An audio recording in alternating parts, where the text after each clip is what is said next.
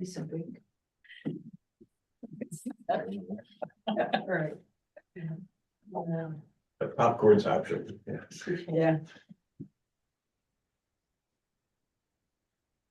Okay. Anybody joining in off that one? Looks like we got a couple of people online.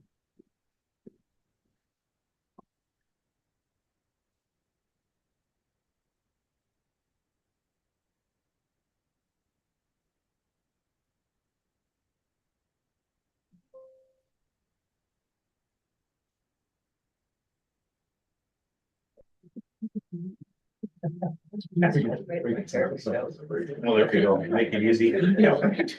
It's explaining to my really and bad.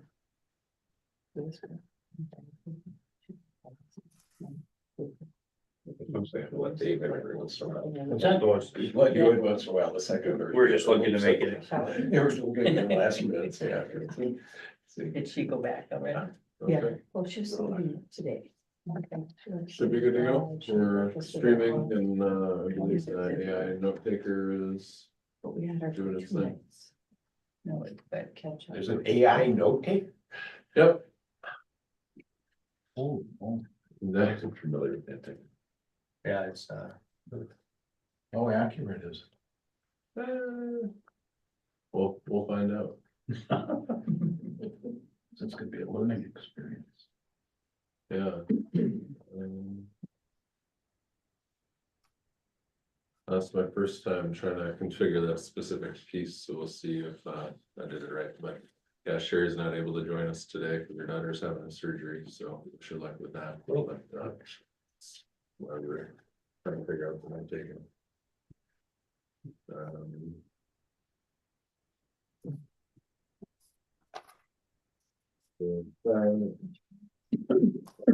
We're having, packets, the fund balances. we're good. Or, oh, you're gonna approve. Oh, minutes. I'll make the motion, we approve the minutes from January 28th. I'll support that motion. All in favor? Aye. Next, we'll have the account balances from pages 4 and 5. Item A on number 3. I'll move approval of the account balances. Nice to see that everybody's current on there. Well, yeah, I was just gonna make a quick note of that. Everybody's current, which is good. I will second that.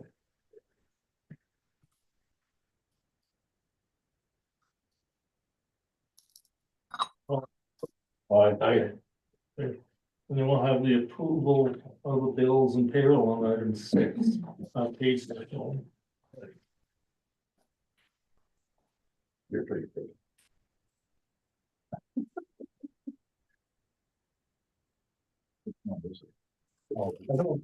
I looked at this stuff, I didn't see anything really, No, it looked pretty different. straightforward. Very stiff. So I'll make a motion to approve bills and payroll. Second. Dave second. So, number Dave. Good. And guest and updates and presentations. Should we vote on the motion? Oh, or- gotta vote on. Oh, all in favor? Aye. Motion carried. Now we'll go to the guest and the updates and presentation. Buddy, Want me to go? here we go. Alright. Couple things from school district, we had met a bit ago, with some of the towns, we have an agreement with the youth activities coordinator agreement. And so we met on that to look at, we had to renew it, and so I sent that over to some of the city administrators just to take a look at a proposed document. We've had to renew that every 3 years, if we wanted to continue with that. Along with that, you know, we're coming into the end of our winter season, so we've got some playoff stuff coming up. I believe our girls are playing tonight here at home, for basketball, and then we've got a hockey on Thursday, and then after that, the boys will start. And I think we had swimming on Thursday, over in Grand Rapids as well, so we're kind of getting into that time where things get pretty busy with playoffs. We do have a new program that kind of started up for our 5th and 6th grade students. It's called Engineering is Cool. That's put on kind of by, some of the local area mines and other places. Basically, they have people from, New Range, Copper Nickel and other places that come in and work with our 5th and 6th grade students after school on every other Thursday. And they get to show them about, water quality and, design, those types of things. And so we've got some, kids interested in that, and that's a pretty neat program, as I got to stop in, a couple weeks ago. And then the last thing, the legislature is, up and running, and so we're, keeping an active eye on things that impact local school districts. One thing that has come out last year and this year is, I heard conversation kind of before the meeting started, is a seasonal tax base replacement aid. So one thing that's hits some of our outstate school pretty heavily is that when you look at what schools have operating referendums, the Twin Cities, almost all of them do. And they're able to pass those because of the tax base. Well, when you get up into Northeast Minnesota and some of those other areas, it's very rare that schools are able to be able to pass some of those operating referendums. One of the couple of factors in that, number one, is how much state and federal land you have. And then number two is how much seasonal properties that you have. Because seasonal properties don't go into that tax base as far as when schools look at some of those referendums. And so there is a bill in the legislature that would provide some relief for that, so that we can get a little bit of equity and funding for school districts. Now, is that the one that would have them pay into the operating levy, or? Yeah, so basically it would have some funds from the state level that would go into those levies, so that it doesn't hit communities like ours as hard. So when we have 25% to 30% seasonal tax or seasonal rec properties, if we ever looked at an operating referendum, this community compared to, let's say, a Burnsville or a Robbinsdale, we would pay 2.5 times as much up here as a homeowner down there. And so you look at that disparity, it really impacts a lot of schools. Because there's areas that are able to pass them and fund schools, and there's areas that are not able to do that. And when you look at a map of the state of who has operating referendum and who doesn't, the cities, almost every single one of them has it. And then when you get to Brainerd, who has a lot of seasonal tax rec, nope. Northeast Minnesota, almost nothing. So, as I heard that conversation, I just wanted to bring that up. It's something that I went down and testified on last year to the legislature, and it's been brought up again. And so we'll see if that is something that will go, but the funding disparity between rural and metro is a real thing. And it's something that we're trying to look at every single year. So Was that not a bill that was passed by the Metro years ago? That they didn't want to pay school taxes on their cabins and stuff up here because they didn't they didn't use them, they didn't go to school, but they lived in the metro, so they got together, and if you got any place, if you get it in the 7-county metro area, you're gonna get pounded up here. You can't fight them, and they got it passed, so it went away, but it was on there at one time. So is the problem with the formula or the concept? Like, when Dave and I were talking, part of it's the formula. So there used to be a lot more equalization when it came to these things for schools. So if you look at, back in 2015, 2016, the state was putting in 500, 600 million into equalization, where property, communities that didn't have a lot of property wealth, there was some relief for that tax aid when it came to schools, whether it be an operating, a capital referendum, those types of things. Well, when property values increased and the formula stayed the same, the amount of equalization going in to give property tax relief when there is, taxes coming from the school, that has gone significantly down. So now we're in a situation where we have to look at other options, because to fix that formula, it's really, really expensive. So with the seasonal tax base, it would impact some places a little bit more heavily than others. our community being one that has 25 to 30% seasonal property, where that would provide some relief right here. But yeah, there's always differing perspectives on how it happens, and that's one area that, you know, we've kind of pushed on a little bit. Because it's just, when you, MREA, Minnesota Rural Education Association, is a great resource. If you ever want to take a look at it, it'll have maps of the tax capacity, you know, of the different school districts in the state. They'll have maps of the property wealth, but also the income status of the people of the school district.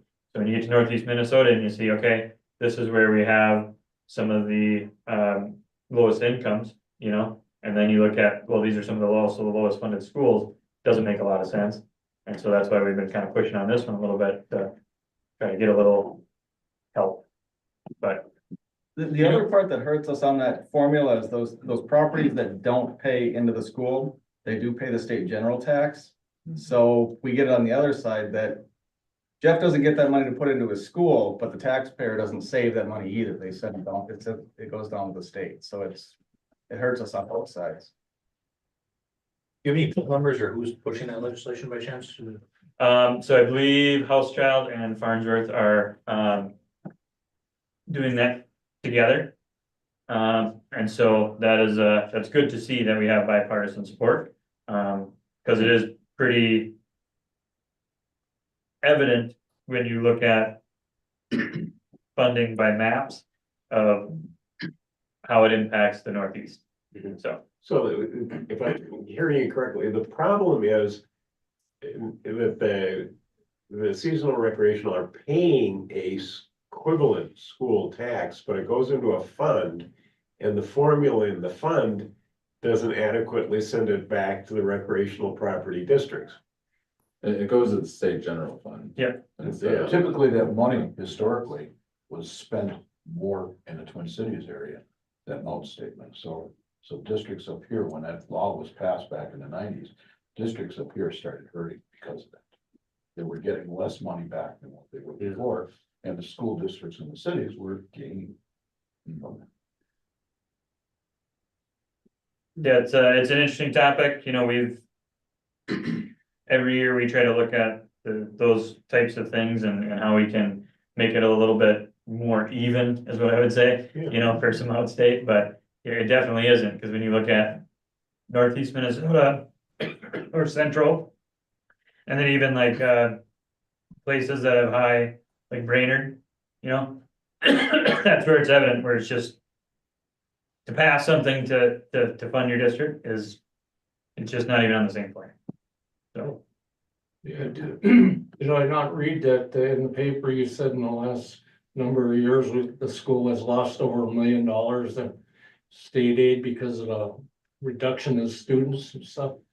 yeah, you know, you see the population decline a little bit, you know, our incoming classes are 50 to 60, some of our outgoing are 70. So you gotta make adjustments for how much that, for what happened with that. And we've been making adjustments, you know, the last 3 to 4 years, you know, to get us back level.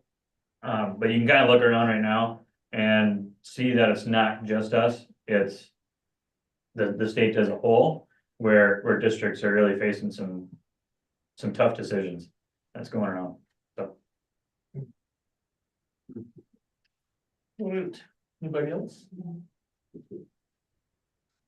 and that's the same legislation that Rams is behind, right? Correct. Because they started working on that last. Yep, Rams was working on it last year as well as this year as well. MREA is another big pusher of that because it definitely hits outstate much harder than other places. The Coalition of Greater Minnesota Cities, do they have a position on it or not? I do not know on that, so. All it indicated that the State Cabin Owners Association was in support of it generally. Yeah, have the support of the people who own the cabins, that's where most of the complaining would come from.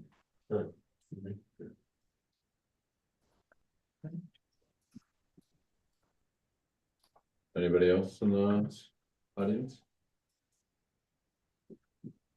I think our Aurora housing representatives were here anticipating that there was an element of a presentation again by Katrina. Patricia, Yeah, at the housing committee, Mhm. she'll be presenting there. So at 10:15 is when that meeting starts. She won't be here. She won't be presenting on Zoom or. I believe she's gonna be here in person. She might be on Zoom. I'm not. but it's at 10:15. At 10:15, that's. She can for go the have housing coffee. committee. You can't. I don't know. So just a general rule of thumb, because it seems like there's been a couple times people have shown up with interest in housing stuff. The housing meeting is at 10:15. So generally, if a developer is coming to present, 10:15 is when they're gonna show up and do that. So, Yeah. more than welcome to stay and to see that, and we're talking about some housing related stuff for the actual presentation.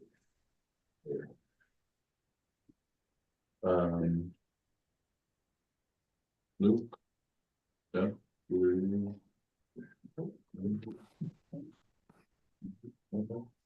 Who is online? Oh, yeah, we've got someone online. Hello, Laurel. Are you also here to hear about foods or excuse me, housing stuff, or what brings you to us today? I'd like to hear about housing. Okay. Okay, we've got Probably on there.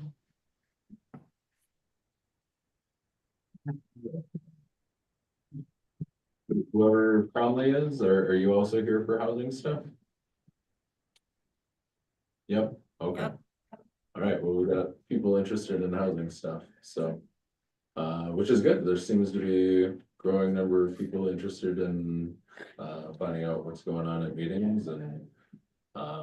We had Orland with the USA come present at our last meeting. We've got an individual with another similarly structured but slightly differently focused company coming to talk to us today. They focus on net zero homes, so the Tindy homes are capable of being net zero, but it's more of, I don't want to say a coincidence, it's not the focus, but it's something that they can do. I mean, it's a Norwegian company, they tend to be mindful. But the company that's coming to talk to us today, that is their focus, is a net zero home. So the idea being that your home can operate without consuming carbon. Excuse me. Environmental benefit, of course, is it's carbon neutral, but the very direct homeowner benefit is it means you have minimal or no inputs in the winter to keep your house heated. And especially with the condition of our electrical grid, that can be a very good thing. Yeah, we had a presentation at the our city council meeting by that same group. Okay, And yeah, I think it was intriguing. One question that came up afterwards, the sandwiched insulation, how does that stand up in a fire in terms of exposure of firefighters and all to any kind of different toxins or something? Kind of a side thing, but I think the general reception was, I think pretty good. I know Luke we didn't take a vote on it or anything like that. It was for informational purposes, but that's right. So I guess just to clarify and coordinate with the housing committee, are these developers going to all of the municipalities or to select municipalities also making these presentations, or who else are they talking to, so that we know kind of what the scope of the conversation is? we haven't had a council presentation by Tindy. No. Good. Okay. But We did have that. We have a planning we had commission. planning commission that the council was invited, so it was a city presentation. This is why we're here to encourage each other to work together. Right. It's because we got one town talking to one builder, one talking to another builder, and we got a third one that's gonna come talk to us. And really, we would like everybody to talk to everybody, so that each town knows totally what's available and what's gonna make the most sense where, the best problem to have would be that all three builders are interested in building here, and we're like, okay, who's gonna do which project? That would be a great problem. We might get down the road and figure, oh, okay, this model doesn't work as well.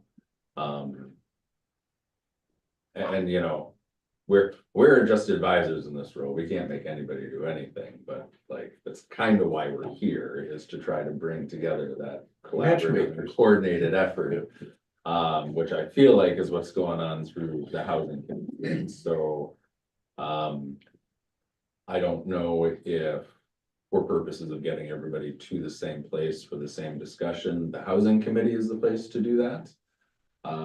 Or, you know, if that doesn't work for the councils for some reason, if we can have a discussion as to what exactly that looks like, just to try to, you know, losing words here, but you know, build it so that we're working together, and you know, whatever conversations are had, that then we're coming together to try to collectively figure that out. Also, you know, if two different communities end up going with the same builder, there's potentially some haggling to be done with that builder in terms of what they actually need for resources and what they're trying to haggle out of the community. If you're doing it together, you've got a better chance to see what the bigger picture is there.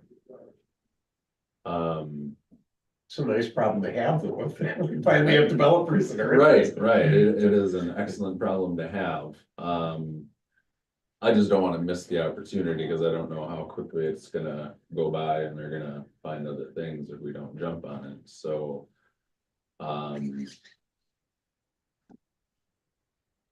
I guess trying to formulate a question around this, like, does the board.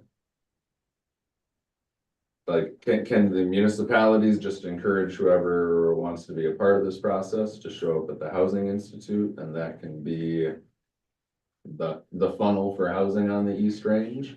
If that's something that the municipalities are amenable to, or if that doesn't work, I'm very open to suggestion as to what would best suit each municipality, but then essentially I want to be on page for what that is, so that I'm not trying to get everybody into a corral they're not trying to get into.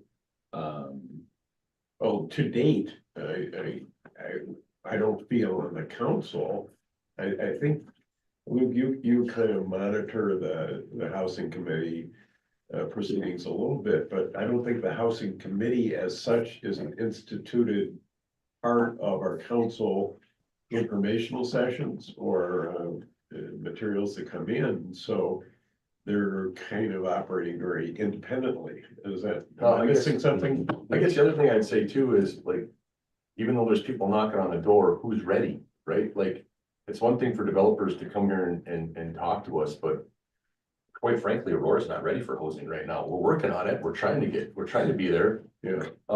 We have one lot that we might be able to use for a spec home once we demo it, but we don't have literally nothing right now. Yeah. So we're working on it to get there.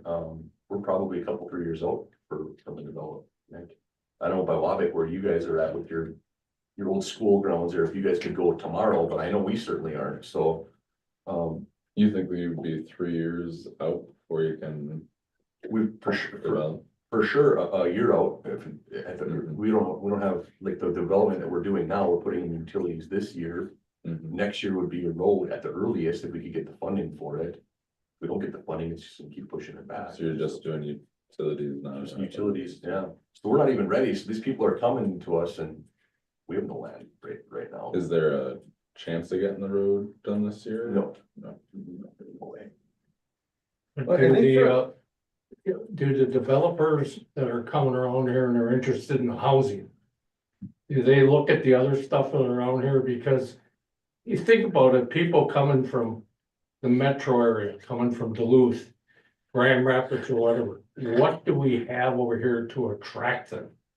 You know, when all of a sudden you don't have a grocery store, you don't have a drugstore, you don't have attorney's office, you don't have anything like there. We have a good school, we got a great school, but what attracts them there, and are they going to come over here and build a house or buy a new house for anything that's gonna attract them? I mean, at least the Viwabi can, where they got Giants Ridge and the golf courses and stuff, that's that attracts people in there, but when you get over further east here.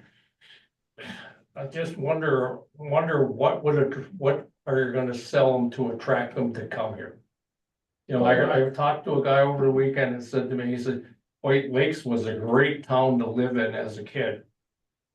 Okay, well, then all of a sudden, the mine closes, the kids grow up and move away, they did not come back.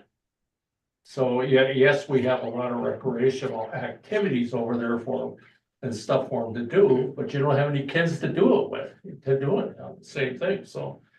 He said, I just don't know how you're gonna sell this area without having something to attract them in here that makes them interesting, that they would be willing to give up where they're at to come move into this town, you know, and jobs is a big part of it too. Well, there's kind of the two levels of that. One is the builder who wants to build the house, and the other is whoever wants to buy the house. Yep. And the builder is gonna go wherever they make money or make the most money depending upon the market. And for that, the high interest rates are cooling construction other places. So the building market is not quite as hot as it was, and it's not we can charge whatever we want and book it whenever we want, and people will just sit there and wait for us anymore because prices are so high. And so there are contractors that are looking to build outside of whatever their traditional building area might be, just to keep the books going. We are one of those areas that is banking on people wandering out of their traditional service area, and we have people that are showing up and are interested. But in terms of who's buying those, that, you know, they obviously want to build homes that people are going to buy, and we have housing study after housing study that shows that we need homes. And so if they build it, as long as it's not too ridiculously expensive, somebody will buy it. And probably pretty quickly. Honestly, the largest function of that is how old our housing stock is. Like, it's old. I mean, outside of Voyagers and Unity Edition, like, we don't have a group of houses on the Iron Range, maybe further over towards Grand Rapids, but that's been built since 2000. Like, a neighborhood that's been built since then. And Unity started in early 2000s. And so there is a very high demand for mid-level executive and executive homes. That's my personal experience from 7 years as an assessor, that there's a pretty persistent demand for that. There is also a very great need for workforce housing, which is not as profitable, but frankly is more needed. And depending upon the company and depending upon their model, that's where some of the tricky math can be, is making a house that, you know, somebody wants to live in and the builder's still making a profit. And that's where then potentially additional tools such as TIF and tax abatement can come into play to try to bridge that gap to make it profitable for the builder. You know, free lots aren't a requirement, they're certainly an incentive. And then the IRRR, honestly, because if they are coming from other areas where they've been doing building, chances are it's not in the IRRR service territory unless they're coming, well, even Duluth isn't. So that's extra money that can potentially go into site development, go into preparation, even the project itself, depending upon what it is, that helps to offset some of those costs. So that's why we're getting developers that are potentially interested. And I think that interest will continue to be there until interest rates come down dramatically, and then the debt lock on everybody who's at 4% goes away and people start selling their houses again. And then all of a sudden, I guess not so much the quantity of houses, but the flow of houses on the market, because houses will start flowing.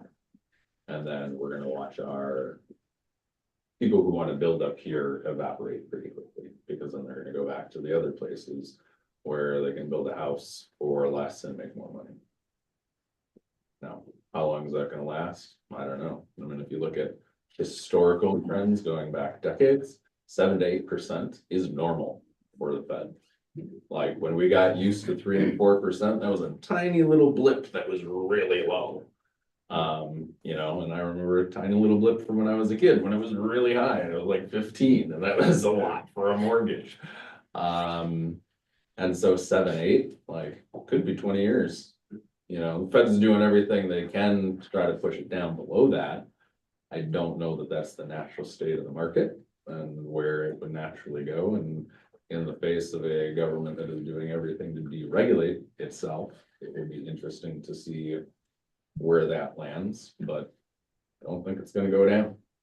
Not much, not by much and not soon. So To Ed's, a lot of words to say, we gotta make this happen. Yeah. Because we don't know that these builders are gonna be around or care to build with us in 3 years. Right. And so, like, we gotta do what we gotta do to put infrastructure in place. But like, what's the right now? Like, where can we start putting houses? Where can we get things ready enough that somebody can say, yes, I'm gonna come build houses here? to Ed's point, and I don't, in our discussions with Aurora and stuff, I don't feel that at a decided disadvantage to all segments of the market. I mean, I think the fact we have a school that by all accounts is very good. We have a clinic. Mhm. We have reasonable penetration of high-speed broadband. And you know, the proximity to without paying the premium to be at the recreation areas always has seemed to me to be a real major lure for the families and things. Because sure, you can locate a Giants Ridge, but you're gonna be paying anywhere from $500,000 to $1 million for a house, right? Yeah. And but is it that important to be at Giants Ridge as opposed to being near enough that you can get in your car in 10 minutes, be parked in the parking lot for skiing? You know, I think there are things, and then the industrial park, I think Luke's definitely identifying and seeing a need for workforce housing for that identifiable employment segment and things. And there are some opportunities there, but I still think a lot of people got very used to not commuting for an hour back and forth to work, in the Twin Cities, and being able to contribute positively by remote sessions. I think those were all very encouraging trends, you know, for us, and Giants Ridge continues to invest in things. So I don't They also have a feel lot of the apologetic newer about. housing stock. Huh? They also have a lot of the newer housing stock. Yeah. And as, I mean, making generalizations about people, but I would say a lot more of the people coming from the metro area are expecting newer housing. Yeah. Like up here, people deal with it because it's what there is. Yeah. And our housing stock is 60 years old on average. Because, you know, most of it was built over 100 years ago and it has had some updates. But down in the cities, you know, it's decades newer than that. They have areas that are completely new. And so just in terms of amenities, to a certain extent, design, but really just kind of the new sparkle. You know, there's especially a generation or two that like shiny new things, and are less concerned with how useful it is and more with what it looks like. And that was what for Trina's, I think, and that was the impression I got when she made the presentation was, Mhm. you know, flashy, clean, modern, Mhm. built on, in some cases, they're, you know, vacant lots within the city, Mhm. so that it didn't require a new subdivision or something, but. Yeah. It's, What we saw around here when things kind of went down was a lot of the people from the cities did come up this way, but they bought these houses as recreational property. yeah, See, so they can haul their boat up there, their golf carts up here, everything up, have a place to stay. And the taxes were cheap enough that you could pay the tax on a lot cheaper than you could on a place on a lake, you know, if you had a cabin on a lake. And I saw it even out in the country, a lot of the places out in the country are hunting properties and stuff, and big places that have sold on the lakes out there and stuff like that are people from Texas that are coming up here and, you know, that are used to high rates to come up there and they don't have a problem to buy a house up here, but then they don't really stick around year round and Right. donate to the, We don't wanna be a state full of oh shit properties Yep. that people bought and paid based on prices where they're from. Just in case they need someplace else to go. yeah, Because then we're not getting any of the economic stimulus from that, we're getting bare minimum taxes from that. And we actually pay more in property taxes, which I'll get into a little later on, because then they're driving up our taxes, and the way our system is designed right now, we all share the burden when other people drive our taxes. well, you saw that on Lake Vermillion, and we'll get off the subject, but they had all these cabins on Lake Vermillion, and I can remember as a kid, almost everybody had a cabin on Lake Vermillion. All of a sudden, somebody from Chicago comes in, pays big money for the cabin, tears it down and builds a $500,000 house, $1 million house up there. And before long, none of the people could afford to live up there because the taxes rose so high that they all took the burden of it, you know, and they had to sell out. They just couldn't stay there. And it was kind of a shame that it happened that way, you know, but it did. So to that note, two quick things. The ones that really made me want to puke is when the house that they were tearing down was $250,000 to $500,000 house that they tore down so they could build a $2 million house. And like perfectly good house. There's no reason to tear it down other than they got too much stinking money. Major waste. Yeah, major waste. But when they do that, that does not increase other people's taxes. That actually helps bring them down because that increases the tax base. So the total amount of tax from the municipality, the school district, and the county go into one big college tax pie. And then based on the proportion of everyone's value in that taxing district, they get their slice of tax pie. Well, if your neighbor's house gets a lot bigger and a lot more expensive, their slice of the pie gets bigger.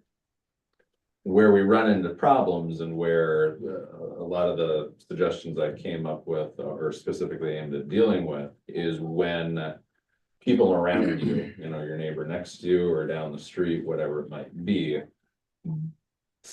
just making up numbers here. If they have $100,000 house and assessed for $100,000 and it sells for $150,000. When the assessor's office looks at that sale, assuming it's a good one indicative of the market, that shows a 50% increase. That shows the market's pushing up by 50%. Now, likewise, if you've got $1 million cabin mansion on the books for $1 million, if it sells for $900,000, that is actually pulling down values by 10%. I literally had this happen over in the Lake Leander area. It was the mansion cabin that saved values that year. Still went up 43% based on what every other cabin was selling for, but the mansion sold for less than what we had it for. So there's a lot of factors to it. The big thing though, and what honestly really kills us and what my personal biggest concern is that when people, whether they're not from here, whether they just have too much money, whatever it is, when they spend substantially more than what property is currently at, once that happens a couple times, boom, that's what property is at now because some yahoo's willing to pay it. Which all of a sudden means all the tax calculations are based on what some yahoo's willing to pay, not what we paid 20, 30 years ago, or all the people who are living on their land, or even if it's recreational land, if it's been in the family for 100 years. They are no longer paying on what the value was to the family at the time or to the person at that time. They are now paying taxes based on the current market value, based on what some other yahoo's willing to pay. And because of the way very specifically our homestead value exclusion is set up, it penalizes the people it's trying to tackle when the market shifts the increase. And it's fine that we're getting off on these tangents about taxes. That really is kind of the focus for today. is to talk about property taxes and to hash some of these things out. You know, definitely to go through the different recommendations, but also just to have a conversation about, you know, general understanding of, you know, what moves the widgets, what makes them go up or down. You know, certainly anything that we can do to assist individual municipalities or the group collectively to figuring out how to deal with those kinds of things. You know, you can pick a target tax rate and you can calculate how much you would have to add to your tax base to hit that tax rate. Not everybody's quite ready to do that. But it's a good way to get an understanding of kind of where you're at in terms of your tax rate. So I wanted to go through those recommendations. And does everybody have a copy of those in front of them? I know I sent them out, I don't know if they got printed out. They've been, I can read them off. Here.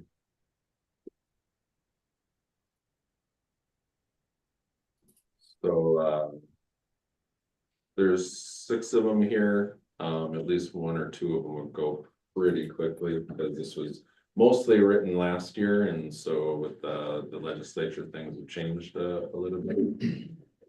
So what's colloquially called the Kids in Cabins Law very specifically prohibits relative homesteading property that has previously been seasonal recreational under the previous owner.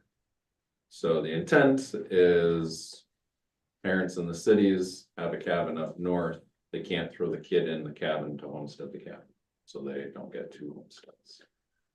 So now, it's well intentioned, and I don't really want people in the cities to have 2 homesteads either. But I do want their kids to live in the cabin. And the point of a homestead, and we're gonna have a good assessor-based conversation here in a minute. That the premise of a relative homestead is that that relative is living. And based on the assumption the relative is living there, and whether they're remote working or have a local job, whatever it is, their wages are in our community. They're more likely to find and start a family in our community, to have kids, and ultimately try to change the course of chain migration when grandparents are following grandkids to the cities or wherever it might be. So try to get the grandkids where you want everybody else to move. And if we can get over, okay, you get this small adjustment in your property taxes by understanding, okay, well, here's all the other things that it contributes to the community. So you might not be paying as much on this specific tax, but you are paying all of these other ones. Now with this, and there's only so much that fits on one page, but this is where I kind of want to take the time to talk some of these things out. Right now, there's no penalty for lying on your homestead. There should be. Right now, the penalty is they take it away. I don't know about anybody who's ever made rules, but when the rule is you need to stop doing the thing you weren't supposed to do, that rule doesn't really discourage people from doing it, right? At base, if the penalty was 2.5 times of whatever benefit you yielded by fraudulently representing yourself, and all of a sudden there's a financial penalty, people are gonna think before they fill that form. Are some people gonna do it anyway? Yes, some people will commit outright fraud, but you're gonna catch a lot of people right on that edge. That aren't. The other thing, and this speaks to the specific example that you had with. And that was just one. Oh, no, I know, but The program, that is also a very specific example I have had. it was where rife with fraud. a student away at college is still relative homesteading their primary property. And I think that specifically should be excluded because I mean, the idea of a primary place of residence for a college student primarily is for keeping voting rights intact so that they can vote in their home district. Or at least have the option of voting either in the home district or where they're attending college. But for the number of students who legitimately own and fully occupy a house while attending college somewhere else, like for the 1 or 2 per state, I think we can suffer through them not having that. But that for the others, we say straight out, they don't get it. What would be a really easy way to cut a lot of that. Now, there's certainly, I'm sure you have a long list of cases of different fraud. I'm not gonna say I don't care, but I am gonna say we're not ever gonna catch all of them. Like, to a certain extent, it is what it is, and what I'm concerned with is the overall economic impact. And I believe that if we have a system that does have a penalty for lying, does have some additional mechanisms in place to assist the county assessors in enforcing that. Really some clear guidelines on, you know, like, hey, if we show up to your house twice and we know nobody's there, then we're gonna take you off the homestead and the bar is gonna be a lot higher. And that really fundamentally, like, without getting hung up on the fraud, if kids are moving into those cabins and they are living in our communities, then those are people that are spending money in our communities. And that is where economically we get more traction. And So from that spending. So instead of repealing, really, what you're saying are two things. One, recognize Mhm. legitimate relative living homesteading property is through some kind of greater descriptions of having the counterbalance being increased penalties that way. So it's not, again, so much repealing it as modifying it, right? And It would be repealing the ban. Because you can relative homestead a property given certain guidelines. But you cannot relative homestead one that has previously been seasonal rec. Under the current ownership. Now. There was, if I can interject, there was a point where there was penalties set up. That when we would find the fraud, we would cancel the homestead, they would have us go back several years. And do a change on it so that they received a tax statement that corrected. Going back, yes, basically that's what you call it. It would correct that and they would receive a tax statement then for the years that they were committing that fraud and have to pay the normal tax rate. And what happened was there was, how would I put it nicely, somebody that knew somebody in the legislature that got that law repealed, that we could no longer go for the back taxes once the correction was made. So it then became a non-penalty situation. And I think that makes a substantial difference in terms of. Oh, definitely, there was motivation, there was some that got hit pretty heavily. And a lot of the ones that were the fraudulent ones were the ones that the property was not capable of supporting year-round living. And there's a lot of those up there. Sure. There's a lot of those up there, a hand pump in the yard, in our house in the woods, and a tiny little wood stove, in some cases, no heat. And they claimed to be living there.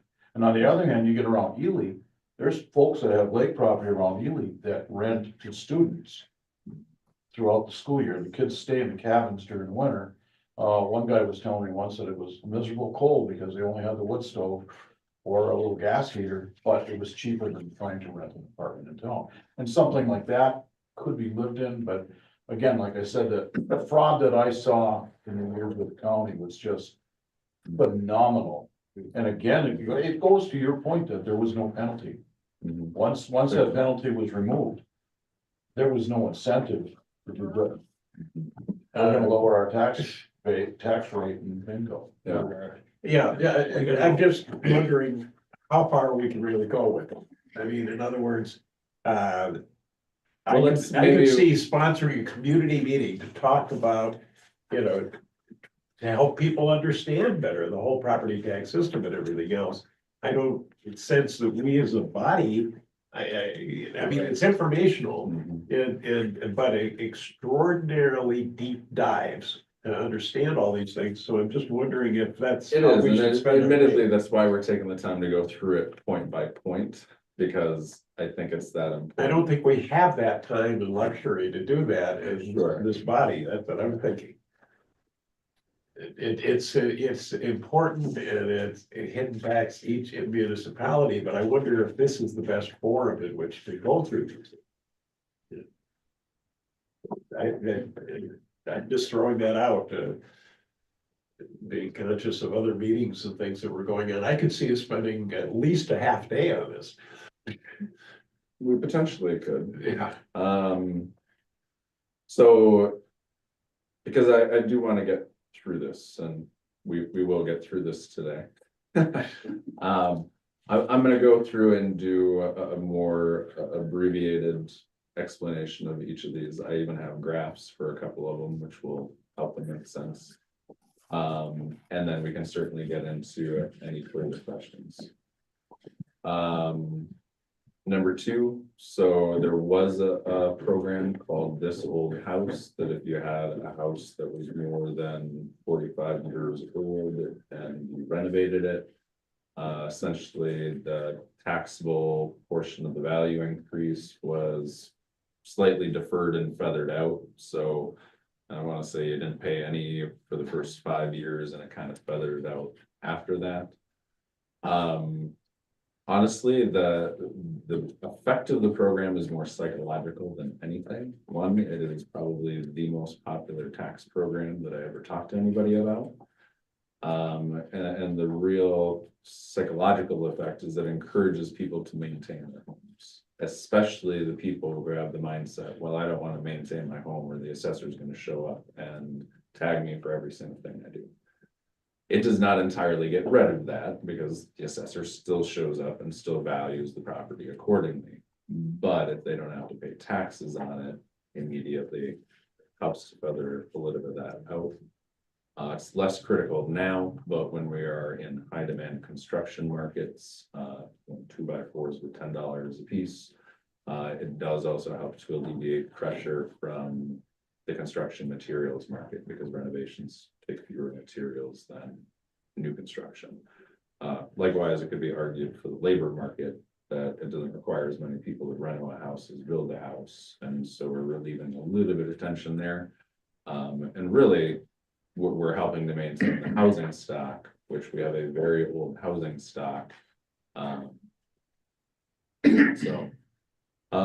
The big one here that I've got a graph for that I will pop up. I think what I'm going to do is try doing a screen share. So just a moment. So right now, the homestead value exclusion is an amount of your homestead value that you do not need to pay taxes on.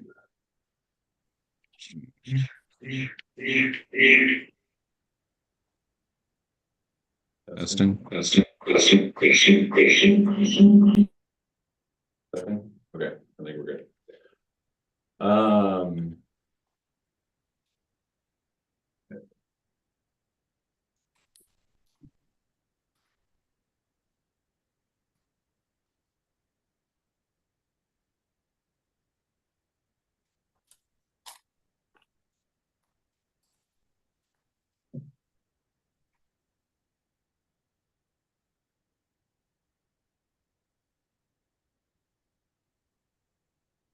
Well, this is essentially what Northspan's talking about for today, so.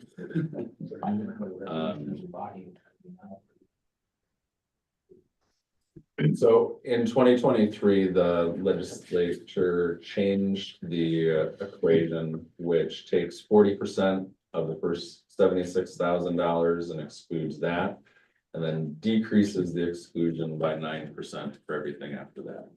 So here's what that graph looks like. So it peaks at about 76,000 with an exclusion of $30,400. So $30,400 was the most that you could exclude from your value before. In 2023, essentially they changed the numbers, same equation, kick the can down the road, in my opinion. Change the graph type, this is from revenue. So the notable things here are that it peaks later, it peaks at 95,000 instead of 76,000, and then gradually trails off to 517 instead of 413. So what's significant about this is people whose house value between 413 and 517 now get a homestead value exclusion that they did not before. And the people from 95 to 413 get more of a homestead value exclusion than they would have, because it continues growing before it declines. The problem is that ultimately market values are established by sale prices. So when properties sell for more than what they are assessed for, that moves the market. So when the market moves, and we'll say it goes up 20%, and the value of your home goes up 20%, just for numbers, we'll say it goes from, about 200,000 to 220,000 or 225,000, the amount of your exclusion decreases. So your taxable value actually increases by 9% more than someone outside of this range. So as the law is written right now, if you have a $517,000 house and a $400,000 house, and they both increase by 10% in their base value and their estimated market value, the taxable value of the lower home will go up by a higher percentage because they're losing homestead value exclusion. So this chart here is kind of comparing both up to 2024 with after 2025. And point out, I don't know if we have a laser, but essentially this tiny little triangle here, that's new people. This here is new exclusion based on what they did. Everything from that line over is what we pay to offset the market for people who drive the market up. So whenever everything goes up and things get redistributed, that wedge up top is what gets redistributed amongst the base to compensate for that. So the two different proposals that I have in there are to keep it flat.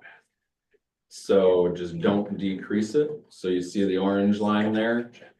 As your value increases, your homestead value exclusion does not decrease.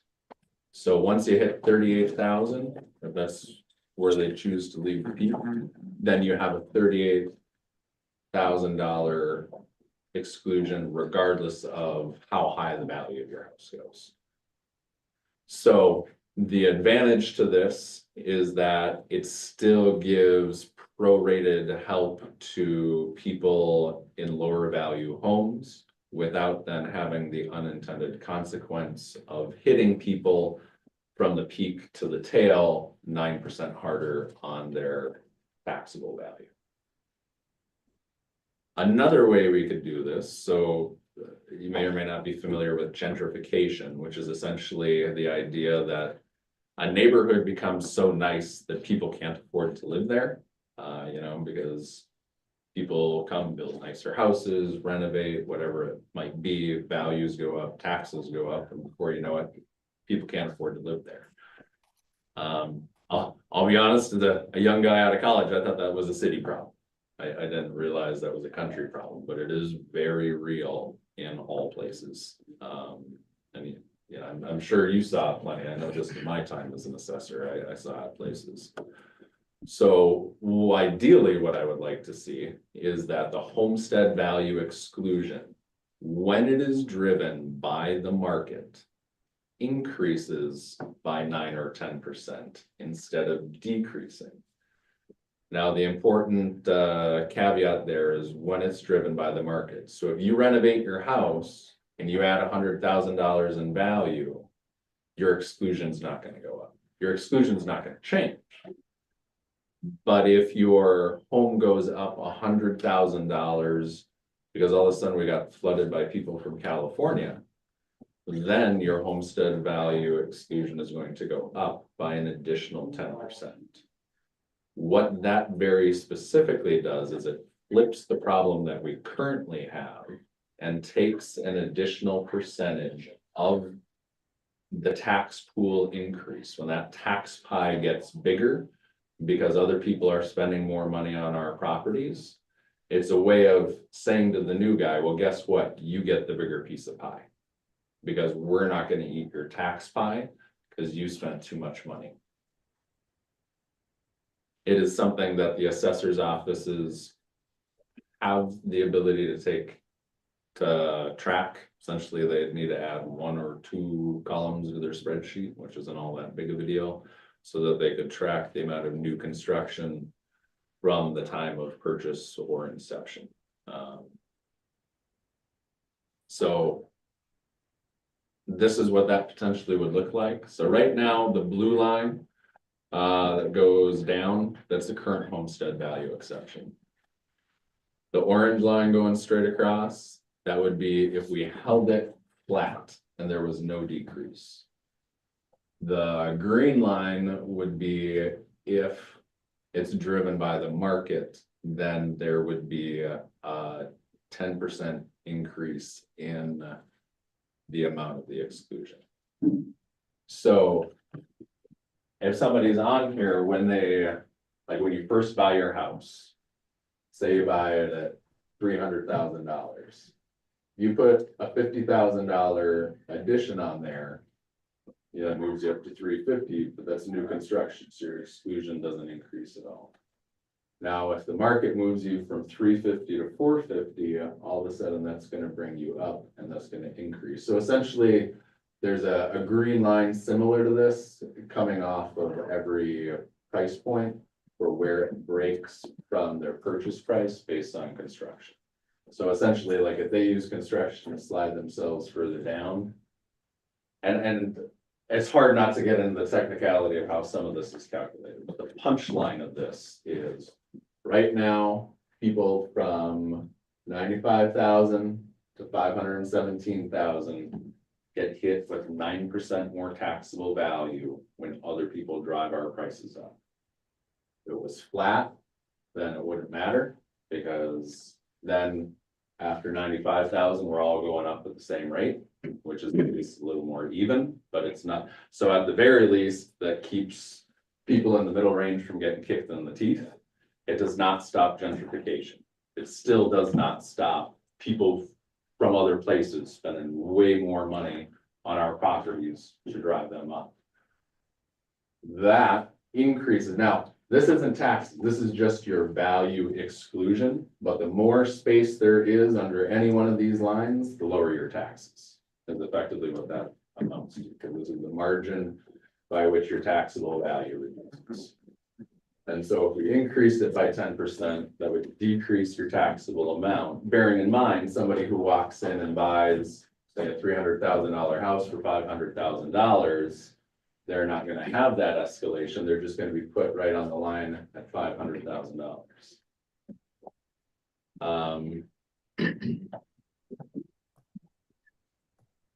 Questions about any piece of that? Are you considering or working it out to when you actually apply the actual tax bills, and I'm just looking at Wabac, because that's what I'm familiar with, more kind of a unique case. Yeah. That effectively, and I'm not saying this is good or bad, it's just from my economic terms, that takes some of the tax burden off of the Voyagers houses and puts it on the houses downtown. The current system. No, if you give that $500,000 house a $38,000 homestead exclusion that they wouldn't have under the current system, that transfers some of that's less that house is gonna be paying, is gonna transfer it downtown. And again, I'm not saying good or bad, I'm just saying that it does transfer that. Yes, it would take the addition, and yes. I mean, And largely, true to the largely principles because of it property would decrease taxes. the actual total net tax capacity of the community, therefore inflating the tax rate. Yes, by proportion. So anytime you decrease the tax rate for anybody, you're gonna increase it for somebody else. And so taking away the additional 9% in increased taxable value does distribute that essentially everywhere that's not in that section. So it would have a slight increase effect on the homes that are above 513. But it would be such that then the effect of an increase on market value would be the same for those homes as it would the homes in that range.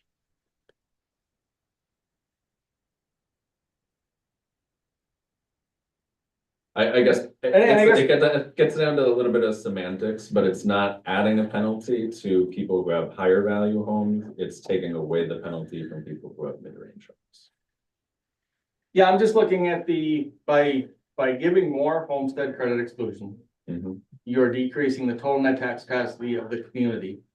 Therefore raising the tax rate if you keep the levy the same.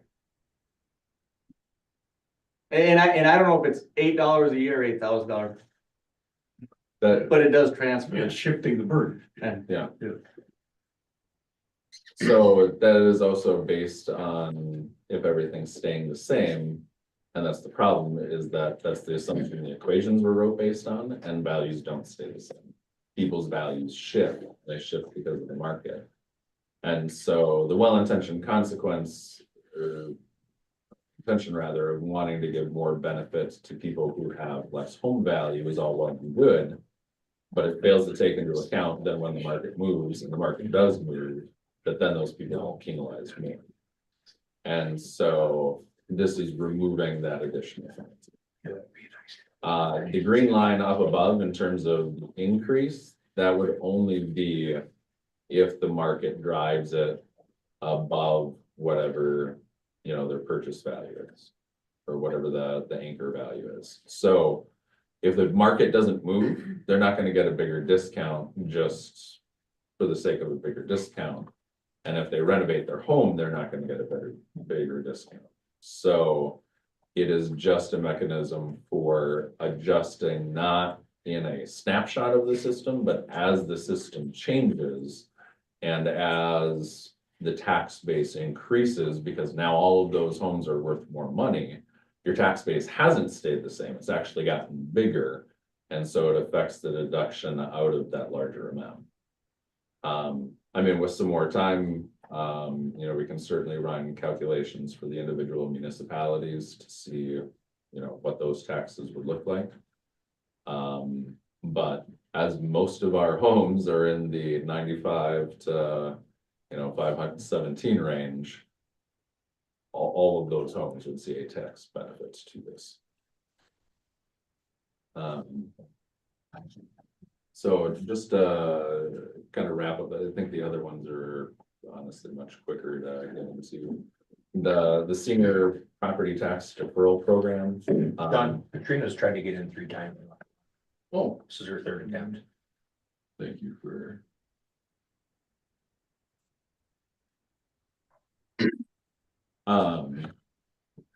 The senior property tax deferral program.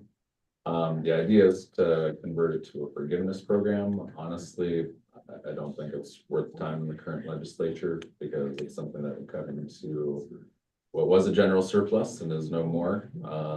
So we're just going to skip over that one. The other one specifically to talk about, because it ties in with the cabins, is requiring accommodation platforms, so Travelocity, Airbnb, Vrbo, all of those kinds of things, to collect lodging taxes and pay them to the state for redistribution to wherever the relevant taxing authority is. The reason for this is that right now, short-term rentals are probably the largest known source of unpaid revenues. But when somebody does a short-term rental, they may or may not even know about the lodging tax, and even if they know, they may or may not pay. Because they have to pay the administrator, and then essentially it's a lot more complicated than it needs to be. And the onus is on the individual to figure it out. And there are ways through the electronic provider platforms that you can set it up to collect local option sales taxes. And of course, a different methodology for each of them. But they already collect sales tax. They already collect local sales tax. So they already have the system. They already can do this. And if they collected local lodging taxes, that would increase the amount of money collected, which is money that goes essentially to Iron Range Tourism Bureau in our specific case to help promote the range. And then, you know, encourages uniform enforcement because then the people who are renting their properties don't have to worry about it. And so that's a pretty simple fix. It would just be expanding the requirements that they already have for sales tax to include other local option taxes. Then the last one, it's not directly tied to property taxes, but acknowledging when you shift tax burden, like that has an effect, and you know, you lower money one places, it pops up somewhere else. And so no interest financing on targeted like envelope improvements for small and mid-sized businesses, which can ultimately increase their return on investment. You know, if there are no interest loans as opposed to grants, you know, they're not out any extra cost except for whatever the actual repairs are, but it encourages them to do it with low interest, especially given the current environment. And, you know, if they can save a few $100 a month on their heating bill in winter, all the better.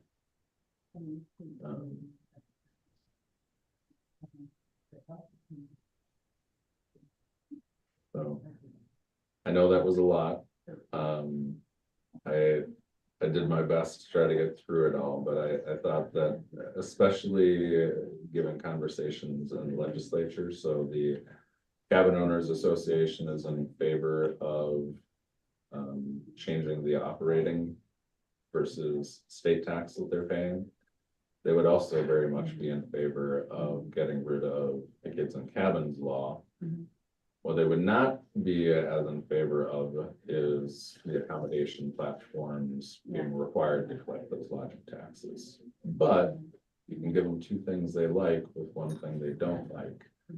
You know, it's a little bit more of a package instead of doing a one-off and saying, okay, you get this thing you like this year, you get your thing you like this year, and then come back in a couple of years with something they don't like.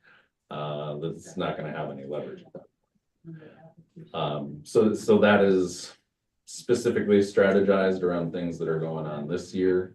I'll be honest, my own personal urgency with the homestead value exclusion. So I'll try to keep this short. I own 48 acres, a 40 and an 8. The 8 straddles the Pike River and is like 80% swamp. It's like swamp, Pike River, more swamp on the other side.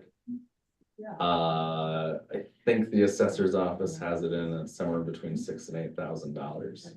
I received a letter from a realtor who's not from here, offering me just under $50,000 for it. That is absurd. Now, the problem is, if I got two, there's enough of them that aren't, unfortunately. If I've got two neighbors down the road, that are willing to pay those prices or to sell their land for that, which is very tempting. That is now what land in Pike is worth. And that means the value of everybody's land in Pike is going to go. And that means everybody's taxes are going to go. Because proportionally their values have gone up that much. And this is not unique to Pike. I mean, these letters have been going around for a while. But they have escalated a lot. You know, the last one I remember when I was at the assessor's office was some random lot in Mountain Iron, you know, and the guy was offered a couple thousand more than what it was worth. And now the letters are offering like 6 and 8 times what they're worth. Which, you know, is big money to us, but it's California, Montana, wherever they're coming from. Now the joke's on them, they can't build anything there, and I was tempted to do it just to see what happened and to take the 50,000, but. Like most iron rangers, I'm not willing to sell the property next to me to roll the dice. But that is part of what has lit the fire, like. Regardless of how well or not we are weathering climate change, it is happening other places. Not en masse, but people are starting to move. And that is going to drive our real estate markets. And if our tax law is in place before they get here, we will be protected. And if not, we're gonna be hurt. And my personal impression of this, I find this very, very helpful. Because looking forward, we're gonna be meeting with legislators over the next few weeks, topics, and we have our own pet ones, and the time's always limited. But to the extent that we could be a little more informed, appreciate your spending the time there. I think the topic would be a beautiful one to have, like in the fall, sponsored in a community forum of education of the property tax system as it relates to all these things for both public taxing officials and maybe individual homeowners that would be interested in renovations and things like that. And so on, but it's a deep dive. I think we have a hard time explaining the tax statement to most of our taxpayers. But I appreciate getting the briefing personally. If we threw everything. We're through everything. I mean, the idea was by the time we got through it, if there were any things that stood out that the board was comfortable saying, yes, this particular piece we support. We can also, as individual municipalities, encourage you to talk to RAMs.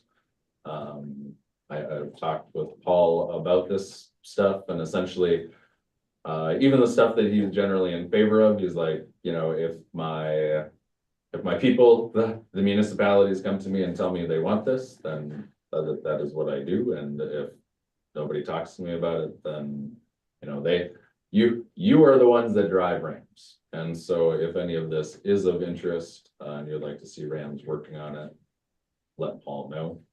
Paul is already working on the shift in the operating referendum with the cabins. That's where there's a lot of opportunity in this legislative session to try to do the cabin related things. But I'll leave it open.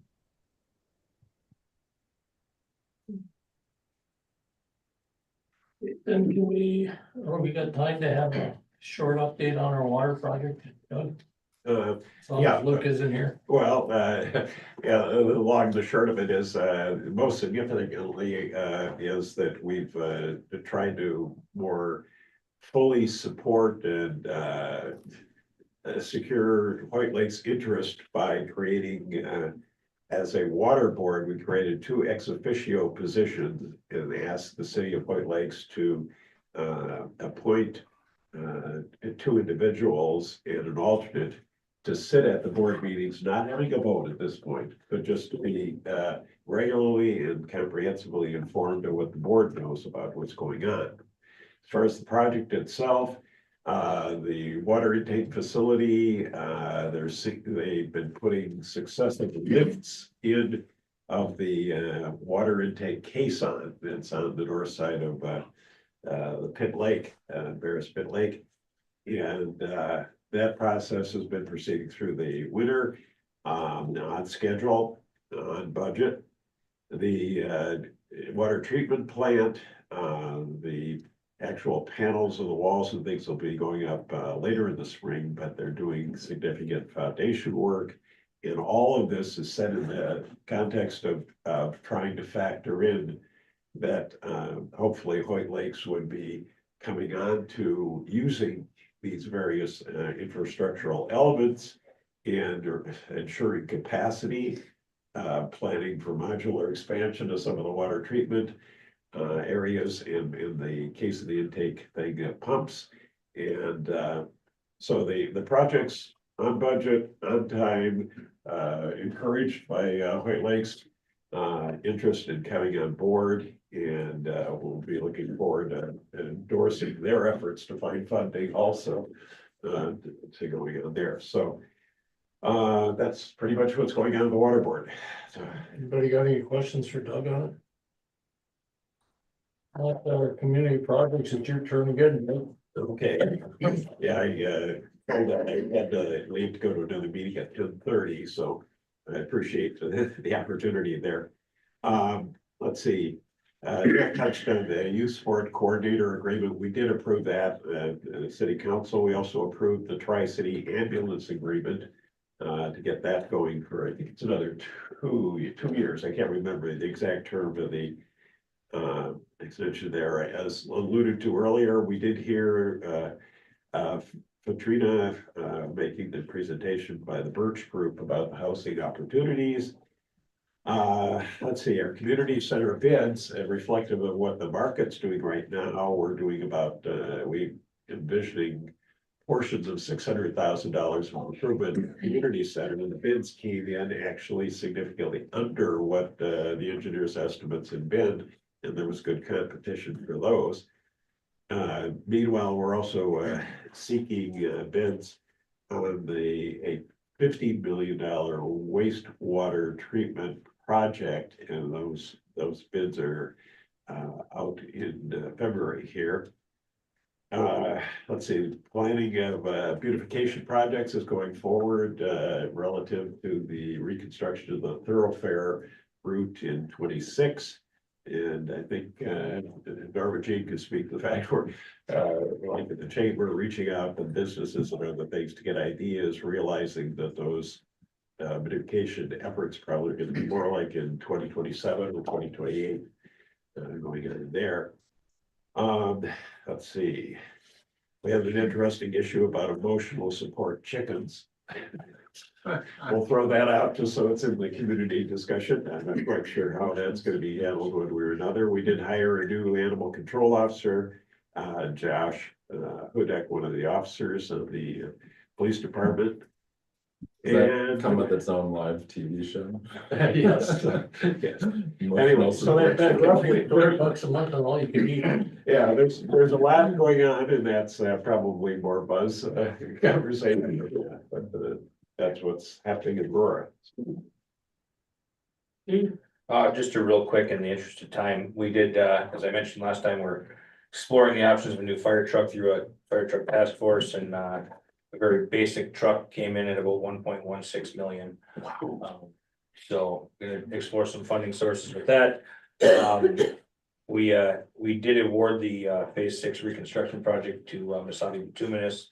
That came in slightly under projection as well. Not a lot, but some. So at least we got some wiggle room on that.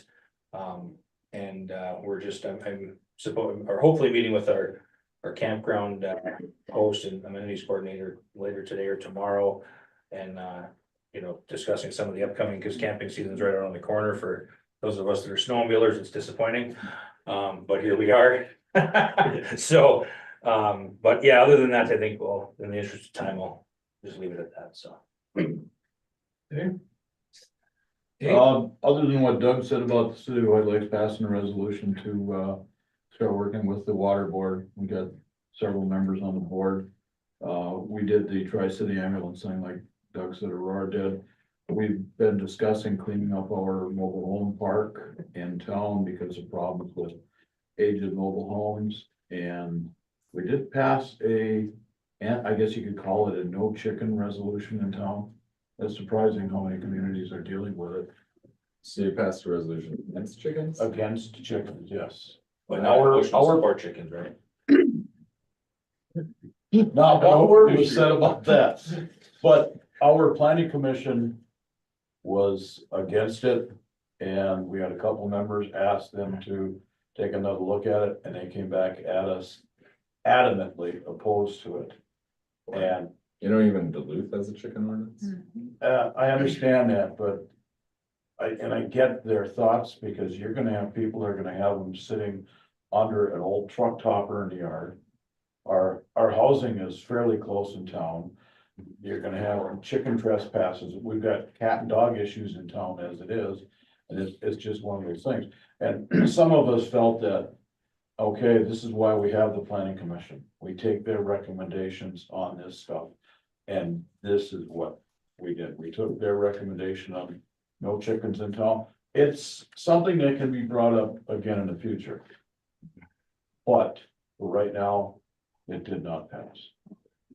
And it boggles my mind to see the concern and the depth of the discussion on keeping chickens in town. All around the range. Does not need to be as complicated as. No, I know. And that was about it for us right now. The big one was joining the water. Tell them to move out the payload, we like chickens. Town of White, we had it's my opinion, a very successful West Cannon celebration this year. Yep. Weather cooperated, lots of people. Got a little cool when the wind was blowing, but other than that, it was good. It's, they have, and right now, all of our efforts seem to be pushing towards our annual meeting because we're trying to fix our big shortfall that we experienced from the last with the levy reduction, trying to figure out how to adjust that and let's see how it all plays out here in the next month, you know, where we go on from there. When's your guys' annual meeting? Hmm? When's your annual meeting? About the week the 12th of the month. I think I can look on my In March calendar. Yeah, March. The annual meetings are always scheduled in like the second Tuesday of month in March, you know. And then you can adjourn them and reconvene them in September if you want, if you need to, because the township levy has to be in before the end of September. It's not like the city where you go all the way up to December before you get, you know, you can make your adjustments. We can't. So, but we'll have to figure out how we're gonna operate that thing and go on from there. But, other than that, things are going along, you know. I really enjoyed this, warm weather taking care of the road jobs because, our road and bridge budget was taking a severe hit this year compared to last year. You know, and it's not a good operation. Okay, other business, I see on here is the Office of the State Auditor Financial Reporting Form. Fiscal year 23 was submitted. Next meeting will be Tuesday, March 25th at 9 AM in the City Town Government Center. And anybody else in the audience have anything you want to add to this, or? If not, I'll entertain a motion to adjourn. So moved. Support. All in favor? Aye. Motion's adjourned. See you next month. Yeah, can you sit in for me on the 25th? I'll be at the Capitol. Yes. I'll not be at the next meeting. I'll be down at the Capitol first. Hey, Sean, that one's for, still bringing on something real quick. Oh, okay. Yeah, I'm at the Capitol a lot. I gotta remember which days are which. Before everybody leaves, we'll send out notice, but just wanted to let you know, there's gonna be a North Span person you don't recognize here next time. I'll be in Dallas for training, Carl is on vacation. But we'll have something planned out, so the train will keep moving. Oh, no. Okay. Good. Yeah. So. Yeah. And they have. You guys have a nice coffee. Oh, I see, okay. Okay. For like energy. Patty, are you available for next month? I'm gonna be at the Capitol. Okay. Talking to the guy who did the project. Yeah, Did it. Oh, is that it? Costed about $3 million. After grants and everything. Yeah, I can forward it. All right, great. Your ad system, rate of return on it was basically all paid for itself. I just got a text this morning. Are you kidding? No. Oh. The client was expected to have a lifetime of about 50. So I'm just wondering with all the infrastructure with like the water plant and. Well, somebody typed something that we would be interested to look at like as a project in this area. As far as doing that, you know. So this I mean, is hypothetical, or this is their plan to do it? No, it's sponsored out and done and going online here in the next couple of months. Okay, so. So like and this was their second one, they did a smaller plant earlier, it was about $1 million plant, it's already paid itself off. Okay. And so like the larger one they did, it I it know entirely that eats they didn't put the and date does on power it. for a community center. And then they got a 50 home Saturday, March community 1st. resident that provides all of the. I wanna send to that to those them right homes. away. So I can only send it via messenger, so. That's fine. Passive solar or like geothermal or? Yeah, there you go. You just would. They just burn, like, they take trees, they put them. through I've been a couple of they them, shred them people raw, were worried about the trail. and then they just beat them in and do that, so you get several returns in communities. Mm-hmm. You have a logger, you have a miller shredder, operate, you know, and so it's all. I'm gonna stick around for a little bit, but I'm actually meeting with Nita at 11:30. Yeah, we've got discount wood rates galore in here, like it I'm would gonna be. sneak by you right now. Yeah. I just wanted to put that in here, if it's something that might fit in with some of these projects or some future planning. Sneak out. If that's something that you might wanna look at, and then he offered himself up to be available. To kind of maybe give a presentation or walk through the process of what grants he applied for, and, you know, I mean, it's sort of, That way I don't have you to. know, 7 or 8, you know, years to get all these from ground up. No, I didn't. Who was that? I can't remember his name right off the top of my head, I've got it back. We're already I just wanted to kind of check with you and see if that was something. Yeah, I mean, that's something we're. Not my fault. I know it's not. You know, I don't know about the biomass, how like the current regional energy projects. I mean, we keep pushing this time back. I know. I mean, for 15 minutes, we gotta stop. Our I stand mean, I got, also works with the tribes a lot, and we're trying. I don't to know help about you guys, but I got stuff in my calendar. In addition to all the other things, and so. I think that Fortunately, I'm not would be- retired. So, like I said, this is something they have over. Yeah. My understanding from Iron Man. Their Grand Portage has one burned down. Yeah. Yeah, that's how it works, so don't ever retire. That's my plan, I don't ever wanna retire. I couldn't handle being any busier than I am now. So, you know, that was a really small, you know, it's like a shed off the side and they heated the whole casino. And hotel. So they pay for themselves. and- Just for a bit, I got a meeting with somebody here. Hopefully. Something like that. Today after. I think there That's why I kind are a of. lot of things that we need to like take a quick moment to evaluate and figure out. Based on how all they did was do a pull lot the of flags out, existing pull the buildings to concrete. something that's Nothing has been rented. Not exactly net zero. Well, we ended up readjusting a little bit. We'll function, we're gonna have to think we're gonna get. Yeah. Tracy. She's working on her car right now, you know, so like, we're gonna give her one of the second floor. Yeah. Moved out, police moved down there, I took that off his back, cause that wasn't. Especially if you've got. Kathy solar assist, They told us you can no, run that, five, shades in and everything. You can run that machine for years. Yeah, you can So- whatever, you know, they're pretty flexible, But but you've got but it's something that about everyone, I just kind of Base and set the the second scene, floor I can make sure connection if you guys are interested, you know. There's a benefit for us if you can. You Yeah. know, so the area helps us. But every job they had on. More product is. It's gonna be permitted, and I think new window, but it's gonna be coming catch-all for all of our. Yeah. Ours. And he was Redid the- the stuff for the council chamber and everything. Yeah, else. you know, I think that. So it's, yeah, it just kind of get. I personally am always looking for alternative. They always Yeah, do for right that energy. And I think it had something to do with. So you were trying to like get it all dialed in, it's just. Whatever, because biomass. So kind of taking it back. Decarbonization, we're all. We're not far from it right now. And I know there's a push right now to get that definition changed neutral because it's like. They sold it vacant. You know, I know your guys'. You know, it's not adding to the cycle, it's there, and so And that I'm is trying to an push to important- get They it never safe, advertised it. it's neutral They never as put it out compared there, they to. weren't told anybody it was for sale. Yeah. It was one of the things on the table, so then they. put But it I on mean, the either shoulder, way, I. And it bounced and it goes down into the foundation and that. I know. Especially It's for answering. like We're not local making- region here on. the east, I don't, right? it's a community center, like, That when was you're one of the hosting things, a. if I asked Bill. Community, it's- I don't expect.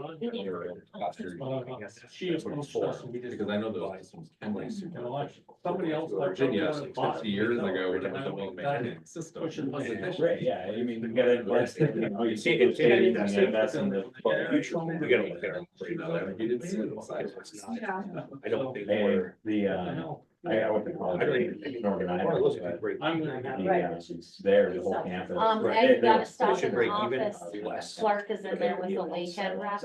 No plowing, idle streets, no plowing on campus, like, it's like, So. Well, that's what I was saying. About like the- do with the. Yeah, if you could Yes, send that information. Yeah, I'll send you. Very good back, you know? I did not take. Yeah, what do we have? Well, I'm hoping I it know comes, your daughter comes along, like, I hope that's concurrent. What I do is check. Yeah, I know you're always digging and looking for stuff. I think we should leave them in that astronomical. You know, they. Yeah, just, you can. When you look out the doors, there's Amanda, gaps. Second yeah. one, What I mean, go online. So the next couple we can't months, complain kind about of utility good- costs if we're not one good to fix the resource, building. and Right. he's very excited about the Anything, because project. everyone has Yeah, got it's a cost possible to of share and coach people through it. Okay. So- There. What, are you sitting around for the whole meeting? or- Yeah, I am. Your chair. How are you doing? Good, good. Are you there, Patrina? I am. Hello. You are the main presenter for today. We're here to hear about what you have to say, so. Let's see, are you able to share your screen or do I need to change something Yeah. first? I am gonna share my screen. Let's see. Oh.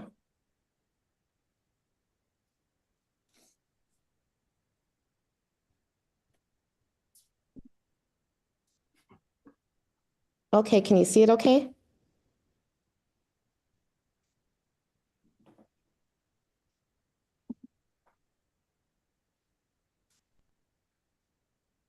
Okay, I think you can see it. Is it okay? Can you see the screen?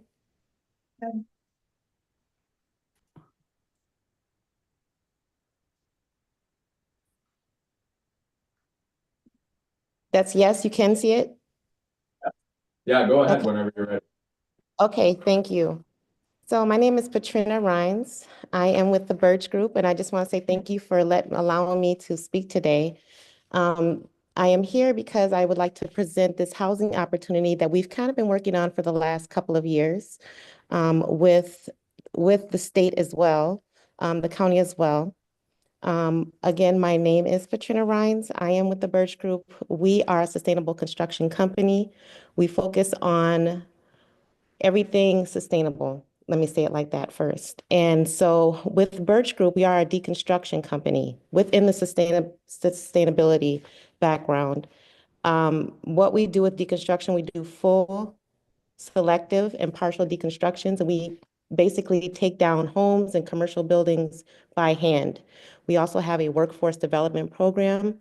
And we really do look into that. We really do bend into that as well because we like to make sure that we are looking out for community. So with Birch Group, we have what's called House Developers. It is a collaboration of like-minded, sustainable mindset individuals. This includes architects, designers, builders, contractors, and we have all formed this group in order to create affordable housing. So that's why I am presenting to you today. Let's see if I can get here. So together we have about 100 years of combined experience. And again, we are looking to create energy efficient homes in the Iron Range.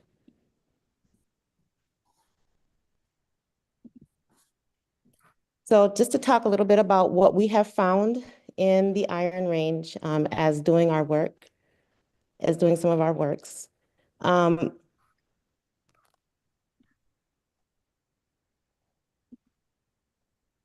The aging housing stock in the East Iron Range, it does quantify to be about 59% of the homes.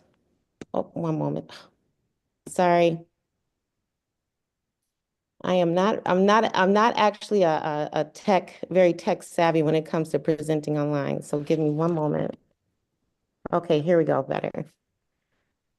So about 59% of homes were built before 1960, which highlights a need for renovation and modernization. What we have also found, and this comes from the consulting study that was done back in 2023. On average, 3.5 homes are being built annually in the East Iron Range. And there is a shortage of supply for homes that are below 325,000. So what you're looking here is the senior housing vacancy rate. Now, and I'm just gonna have this up here for a moment, but this really holds near and dear to my heart. Because my mother was also in assisted facility. I can tell you, I was paying anywhere from $8,000 to $10,000 per month for her assisted facility living. And, of course, that is not affordable. And so, again, this really pulls on my heartstrings because we were doing this for her for 3 years, and I didn't even feel like it was a very, it wasn't a healthy environment for me to see her that way. So we really do believe in having multi-generational and senior housing. So you will see this pyramid here that we have. As you can see at the bottom is what we feel is most important and what's most needed right now in the East Iron Range.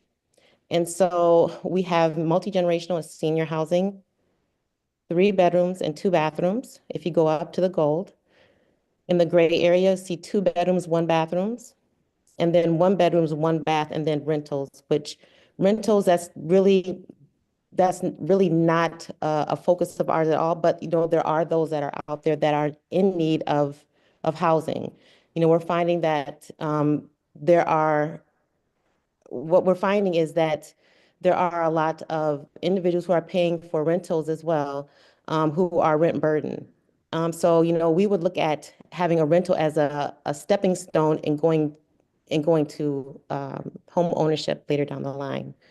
So after looking at your Loki consulting, but they said by the 2027, they look to seek to have at least 20 homes to be erected in order to have a stable environment for housing in the East Iron Range. And what we will commit to is 20 per year and so that would be 20 for 2026 and then 20 for 2027. So that would be 40 houses actually by the end of year of 2027. So what makes our houses sustainable? Well, they are durable. They're more consistent in temperature. They reduce leaks and drafts. And, we have reduced leaks and drafts versus a traditional stick-built home. The improved indoor air quality is much better because you have what's a fresh air intake system, which runs in fresh air and blows out the toxic or bad air, so to speak. And then you just have that peace of mind that, it has been inspected thoroughly. And not only that, it will be ERJPB Star certified. And also it would be certified through the ZER program within the U.S. Department of Energy. So now you may be asking, what does that mean? That means that there's a lot of benefits and incentives involved with having that. I can tell you too that we have a great lender in regards to providing loans, low interest loans, 0 down payment loans as well. And as long as they are ERJPB Star certified and certified through ZER, the ZER program, then they do and they will get these benefits. So that's just another plus to having our sustainable homes. Again, in the ZER program, it has to be an ERJPB Star home. It's going to have that smart technology within the home as well. For instance, in our homes, not only does it have the fresh air intake, it will also have triple pane windows as well. Again, for that air tightness that traditional stick buildings don't have. So some of the key benefits of our houses, we're using sustainable raw materials. The production of these, we're saving resources. So anything that anything that we do bring to site, it will be recycled. And then again, it's 15 times more airtight than conventional. You have zero panel off-gassing of those red list chemicals. Also, again, the zero waste byproduct is reused or recycled locally.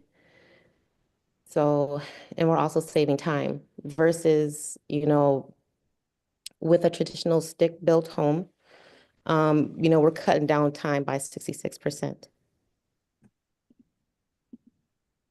So what does the system look like? What do our systems look like? Again, they are energy efficient. So if we're looking at the foundation in the basement, we're looking at it is fast and reliable installation. It's healthier and more comfortable. It's strong and efficient, and also it's radiant heating. So that could either be a mixture of glycol and water, or it could be electrical. But it's all depending on where the price point is, where we want the price point to be. This is it's just a schematic of what it does look like.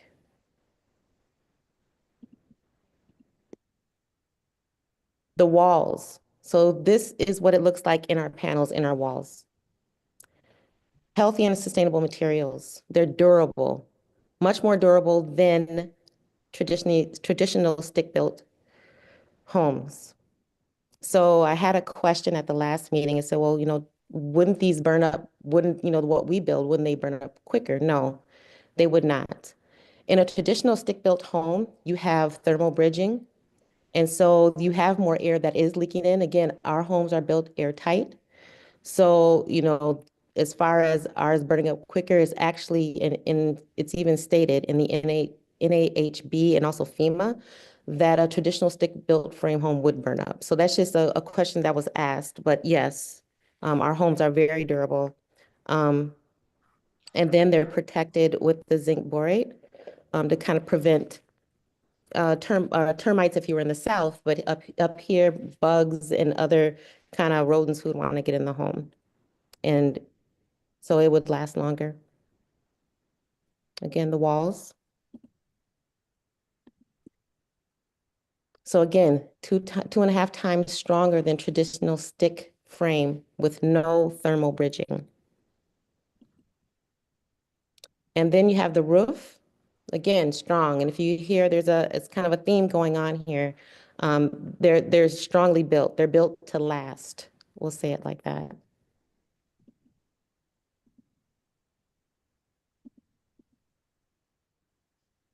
So this is nothing new, what I'm talking about right now. This has been going on, the building of these has been going on since 1930.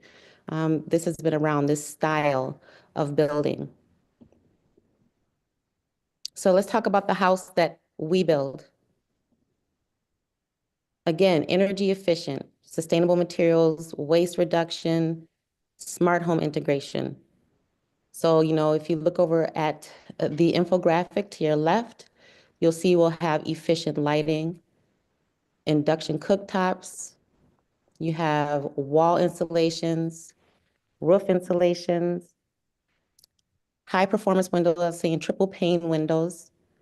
And I can tell you too, I'm just kind of sticking here on this sustainability slide. We also have suppliers who provide us, because we are a nonprofit, with windows and doors that their clients don't want for whatever reason it may be. Maybe they didn't like them at the time. But they do provide us with windows and doors. So again, we're making these homes affordable as possible with a lot of our suppliers that we have as well. Affordability. These are the house that houses built.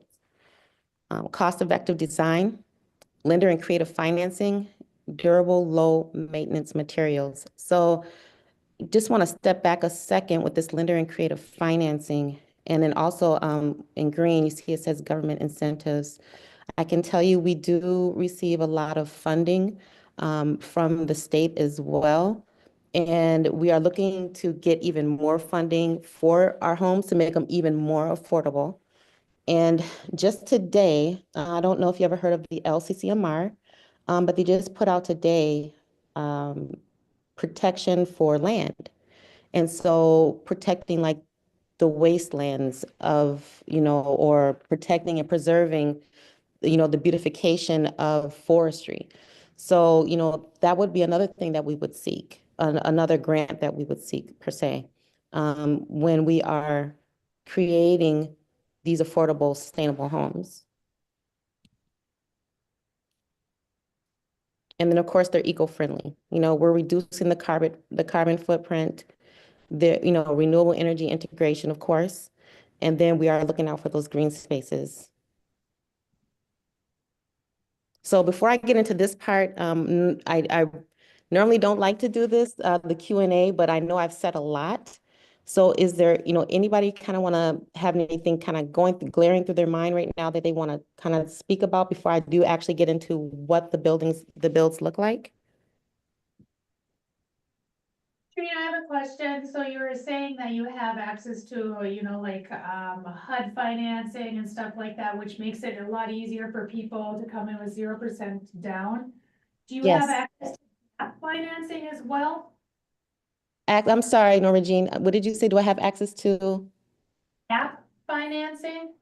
Is Yes. there have access to Yes. that? Okay, Yes, perfect. thank you. So I will tell you at the end of, once we finish all of our meetings with the city of Aurora, great question too. Thank you. Once we finish all of the meetings with the city of Aurora and we get the approvals to move forward, and you liking what we're saying, then we have already been in talks with Whitney with the IRRR, and we will be meeting with Sean at the end of March. So to, kind of give them a up and, kind of put them abreast of what we're going to do and what kind of funding we'll be looking for. Their next funding round comes July 1st. And we have actually presented this to them before last year, January of 2024. And they really liked our model, our business model of what we're speaking of with the sustainable homes. So in order to replenish that stock that's desperately needed in the East Iron Range. So thank you, Norma Jean. Anybody else? Okay. So the 1 bedroom, 1 bath. What we want to do, this is Birch Grove, and this is just one of our models. What we would like to do with our designs is we want to always keep them neutral, but however, make sure that we are consistent with the rest of the neighborhood and the community. So with our designs, we have the timber facade for curb appeal, large picture windows, front stone or wood decking porches. And this will be shown throughout the whole 4 sides of the home. Again, this is the 1 bedroom, 1 bath Birch Grove. This is what you would say a starter home for somebody, who's looking to, maybe they don't want to rent anymore and they're looking to get into a home ownership. So this would be a starter home. Again, this is the back. You have the timber corbels, large windows, front stone or wood decking would be in the back as well. Again, all sides would pretty much remain the same, neutral. Again, be able to see this from all sides of the large window. How many square foot is that layout? This one is 612 square feet. It's smaller than the White Lakes house. Yeah. It's a little bit smaller, not much.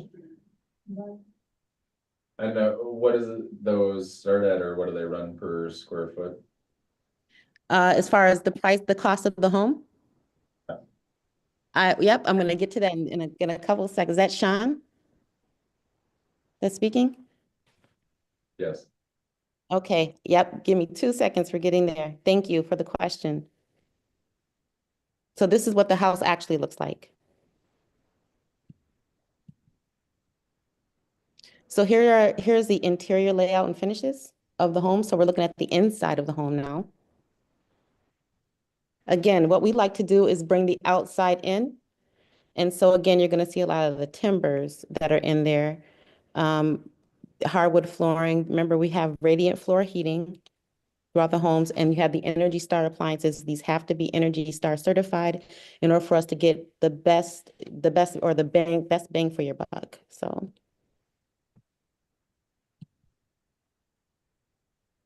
You can see the door to the right, that is the door into the bathroom. And actually, all the doors will be solid wood doors. Again, all of our doors and windows, majority of them will come from our suppliers.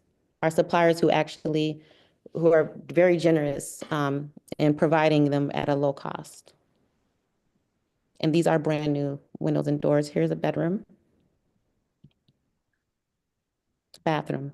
You have the washer and dryer here in this model in the bathroom. And then you also have, again, Energy Star appliances throughout. So here it is, Sean, for a 1-bedroom, 1-bath, we're looking at 136 to 165. But again, this number is all depending on price point and of what you actually want in the home and what you can afford and what with our lenders that we have, what they're able to advise as far as creative financing. Now, just to clarify, is that the price of the modular, or is that the price that a homeowner would pay to turnkey live in this? Turnkey. This is the Okay. price. Great question. Thank you. Please keep the questions coming. I really want this to be interactive. So then we have a 2-bedroom, 1-bath. This is the Birch Haven. Again, we're keeping neutral with the colors. This is a layout of what it looks like in the inside. So one thing I do want to mention in regards to insulation, and my apologies, I didn't mention before, but the R value rating is much higher than a traditional home. In a traditional home, in the walls, you have like an R13. Here you're looking at the walls and it's an R26. Roof, same thing. In a home, it's about a 24 to 27. Here we're looking at an R51. Huge R values, huge. Wow. Yeah. So again, you're talking about that air tightness. We're talking about, keeping your energy bill low. We can make these houses net zero and even at times net positive.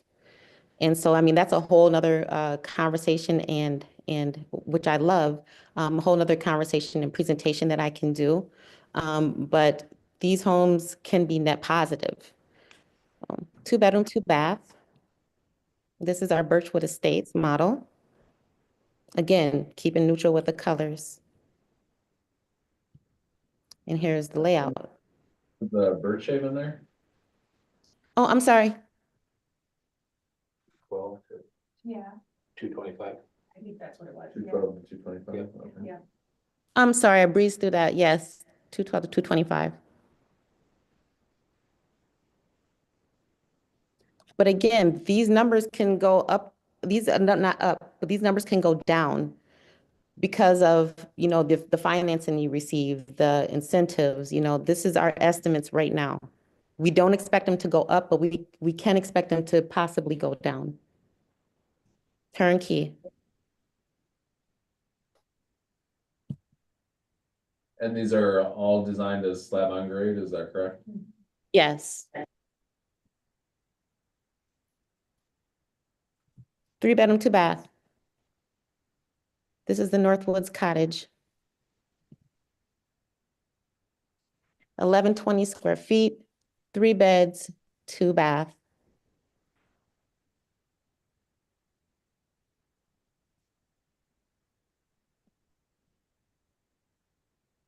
This is our multi-generational. And this is just one version.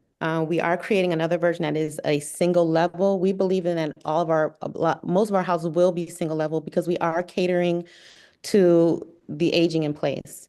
We know that is the majority that is in Aurora and in the East Iron Range. There is a lot of, and don't get me wrong, I'm 50 and I'm heading there. My knees don't work like they used to, and I do not like climbing stairs. So I will tell you that most of our homes are single family, or single level, my apologies, single family. This one, however, is two-story, but it is considered a multi-generational home.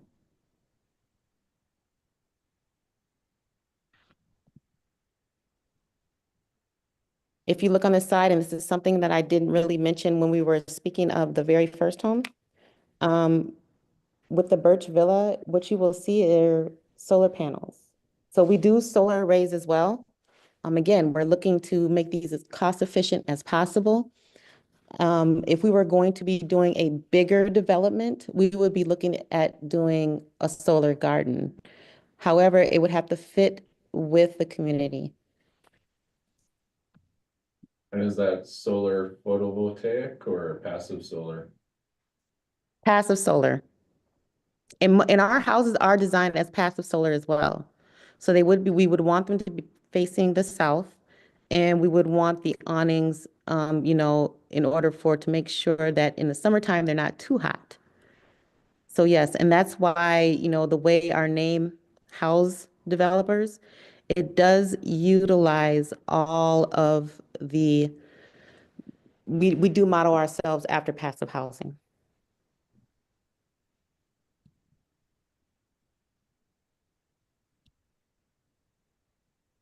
This would be the inside.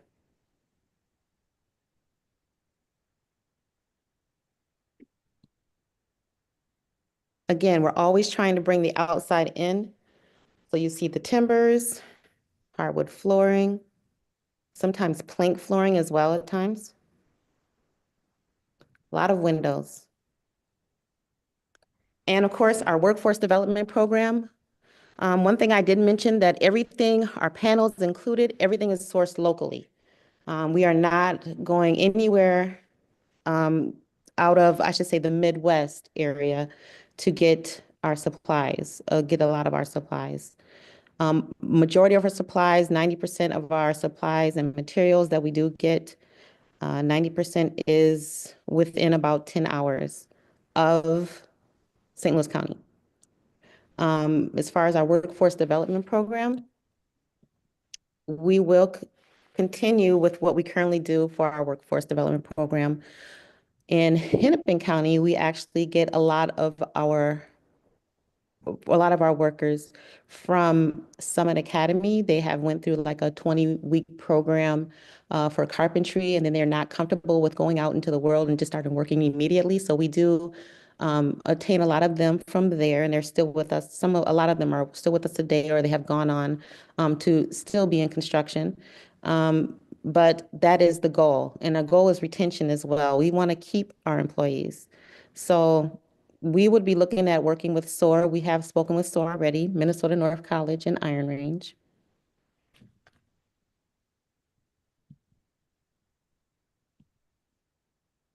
Oh, please don't.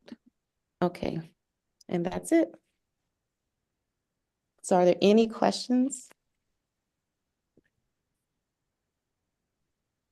Price on that multi-generational, did we see that? No. Yeah, the price and square footage. Oh, for the multi-generational? I should have mentioned that in the beginning. Everything is up under 325,000. Nothing is over. So anytime and that's where that gap financing is going to come in. That's where that tax, and I'm trying to get back to you all. Okay, here you go.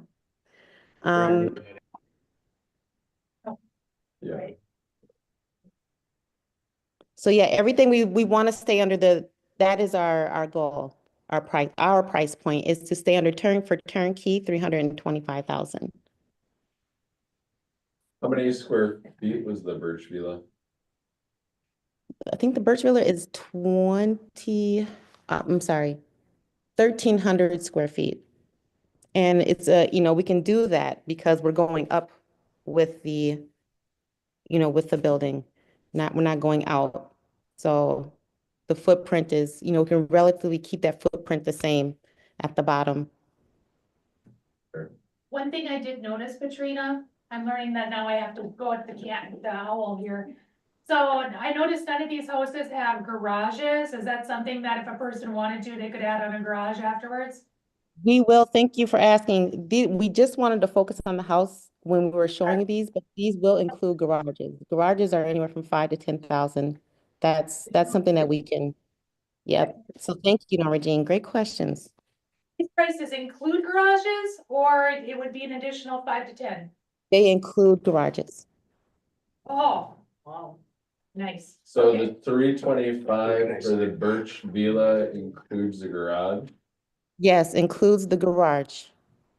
How big is the garage? So we are looking at, so now this is for a 1 bedroom, you have a 1 car garage. For a 2 bedroom, you have 2 garages, a 2 car garage. And then for a 3 bedroom or multi-generational, you're gonna have a 2 car garage, but then you'll also have what they call, it's like it's longer. So it is a 3 car garage. So you'll be able to put 3 in there, but it's still considered like a 2 car garage, but it goes deeper back, it goes further back. And again, I can have these, I can show these in another presentation next month. Okay. And so that is already include, so 325 for Birch Villa is like built, all the contractors are paid, all the plumbing's connected, ready to go, and you have a garage? Yes, and you have a garage. Where do I sign up? I was gonna say, I'll take 60. Again, and here's the thing, this is something we've worked on actually for like 4 years to try to make sure that we had everybody on board, trying to find, what resources can we use? How can we keep this pricing down as much as possible? And that's where, so you're like, okay, you're building this for this much, but now that's where you all come in because we need land. This doesn't include land. So that's where we need you all. That's where we need your help in providing us with the land and the acquiring of the land, acquisition. So a few more questions for you. Where are these built? So currently, so we have some in Mississippi right now. I can tell you my family is from Mississippi originally, and we have built a few of these in Mississippi. There's some in North Dakota as well. Our supplier of who we work with is in Minnesota. And so, again, when I speak of wanting to do these locally, that is why. So the actual modular home builder is, or the panel manufacturer, as the case may be, is in Minnesota? Yes, within 10 hours of us. Okay. Are you Again, able to I'm sorry. Go ahead, Sean. I'm sorry. tell us who that panel manufacturer is? Yes. Nope, I didn't catch your whole question. Go again. It's cutting in and out, and I'm so sorry.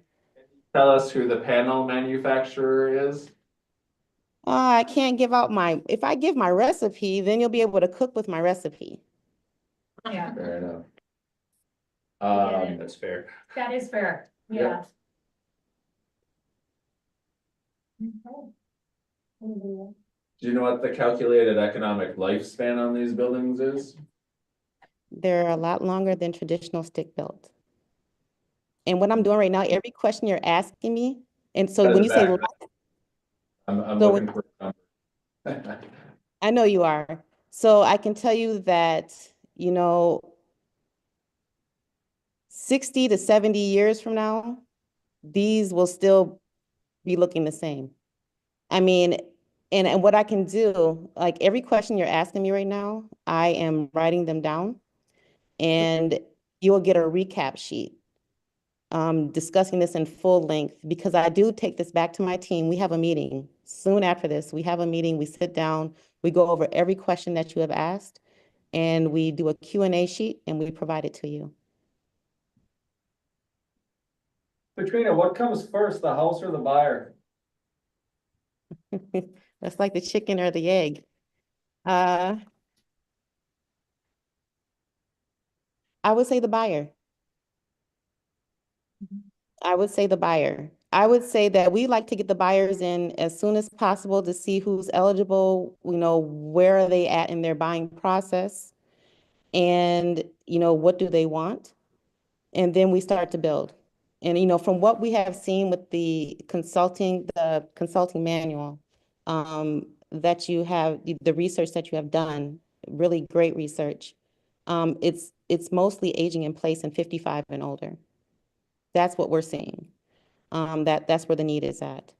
So, Do you have outreach or advertising method? How do you get your list? yeah, we would start advertising. That would be the first thing to do. And, we would go to a realtor there like Norma Jean, who would, help us with the advertising and the marketing. How long does it take to put this house together? Great question. So anywhere from when you're doing you can put a 1 bedroom up, or you can put these houses up, period. Just the shell of the houses, the infrastructure of the houses can go up in 2 days. After that, it's all about the finishing work, and depending on if it's a 1 bedroom, 2 bedroom, or 3 bedroom. 1 bedroom is anywhere from 2 to 4 weeks, 2 bedroom, 4 to 6, and a 3 bedroom or multi-generational you're looking at 2 months. And so we're clear on your role. Are you looking to build a development of these, or to build them as one-offs as buyers are available? What is the target there? Great question, Sean. So this is what our plan is for this year. We plan on building 3 spec homes this year. 1 bedroom, 2 bedrooms, and a 3 bedroom or a multi-generational. And we want to do this before fall sets in, of course, and give you all an opportunity to look at the homes, touch them. Hey, we like this, we don't like this. What is this? And from there, after we build our what we call our museum projects, we will then, be able to adjust the pricing accordingly to which each one would be. And after that, come next year, this is when we're looking to do large developments. We would be looking to do much larger developments. So that's the 20 to 20 to 25 a year.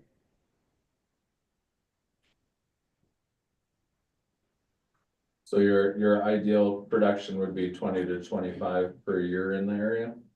Minimum, yes. What's your capacity? So we are aiming for double that, so 50. But I don't wanna put ourselves into that, saying that that's something that we can do. We have to see, during the phases and the stages of everything, and making sure that we have that workforce development on site, and because it only takes 3 to engineer these projects, to construct these projects. It takes 3. So, while we are looking to boost the economy with the workforce development plan, and I can tell you that too, that's something I should have mentioned, we are currently working with the Department of Labor and Industry in regards to finalizing our sustainable construction program. So, that's something else that we'll be taking in consideration over this year. So this year is kind of getting all the nuts and bolts out of everything.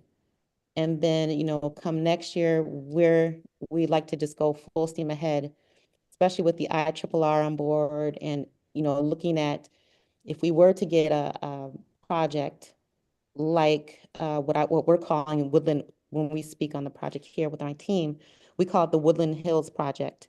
That's the big development that's there right off of, in Aurora, the plot of land across from the industrial park.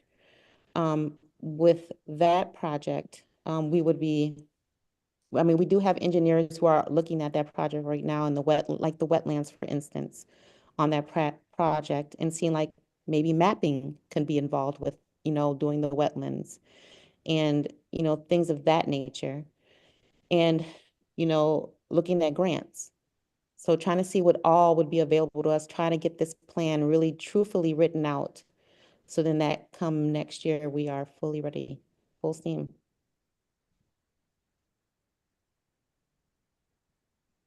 So as far as commitment, again, commitment, you know, we're not coming to you now saying, hey, we're gonna need a commitment by, you know, next month, something in writing.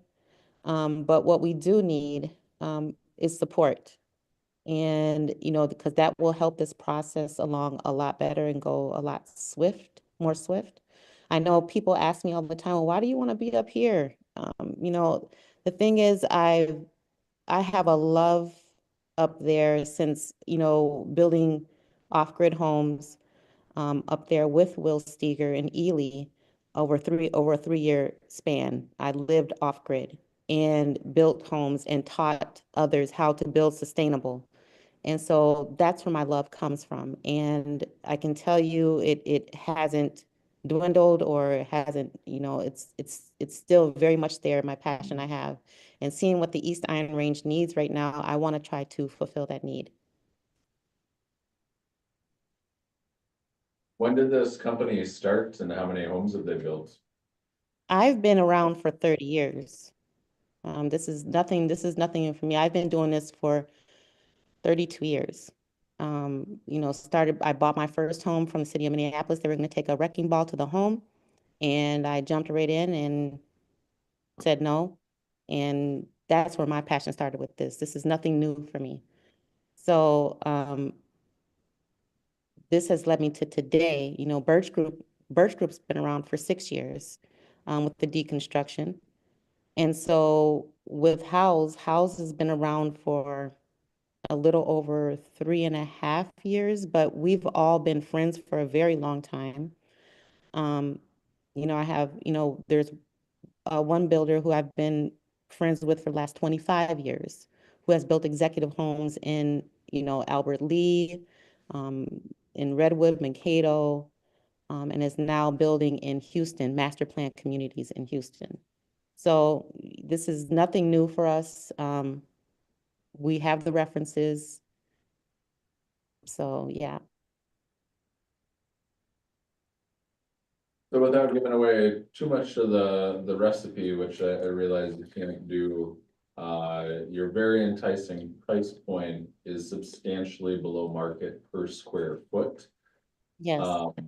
My obvious inherent concern would be any sacrifice of quality or longevity. How are you doing it that cheap? Are you using all non-union labor and you're saving money on labor? Are you getting your bits and pieces from somewhere else for cheaper? Or how are we saving $100,000 on an 1,100 square foot house? So again, we are a nonprofit and we do get a lot of donations. Okay. Again, this is a passion of mine, and donations don't always come as monies, financials. They can come as the materials that we receive. So, you know, that's one big one there for one. For two, again, as you know, previously what I was stating is that we need the government's assistance and, you know, dignitaries, we need you all's assistance as well and support. So if you can provide the land, we can build. And if we build it, as you know, as the saying goes, if we build it, they will come. And we know this. You know, this has been our record pretty much. So yes, we are building these. These are very cheap. So you say in your eyes, but these are not cheap. These are quality, high quality products, even more so than the traditional stick built buildings. You mentioned you're a nonprofit. Is that a charity or a different type of 501c? It's a 501c3, and we focus on workforce development. So if I'm understanding correctly what you're saying, there's a number of donations that come in that help to lower operating and overhead costs that bring down that ultimate cost of the building. Yes. Does that vary depending upon area, you know, one community, you might get a certain amount of donations, different community, you might get something else. Is that going to change the price per square foot, or is that aggregated across the company, or how does the amount of contributions from a particular community impact what the buyer is seeing in terms of price? So I can tell you, Sean, just by us working in a rural area, we are receiving a lot of donations, especially from the government, period.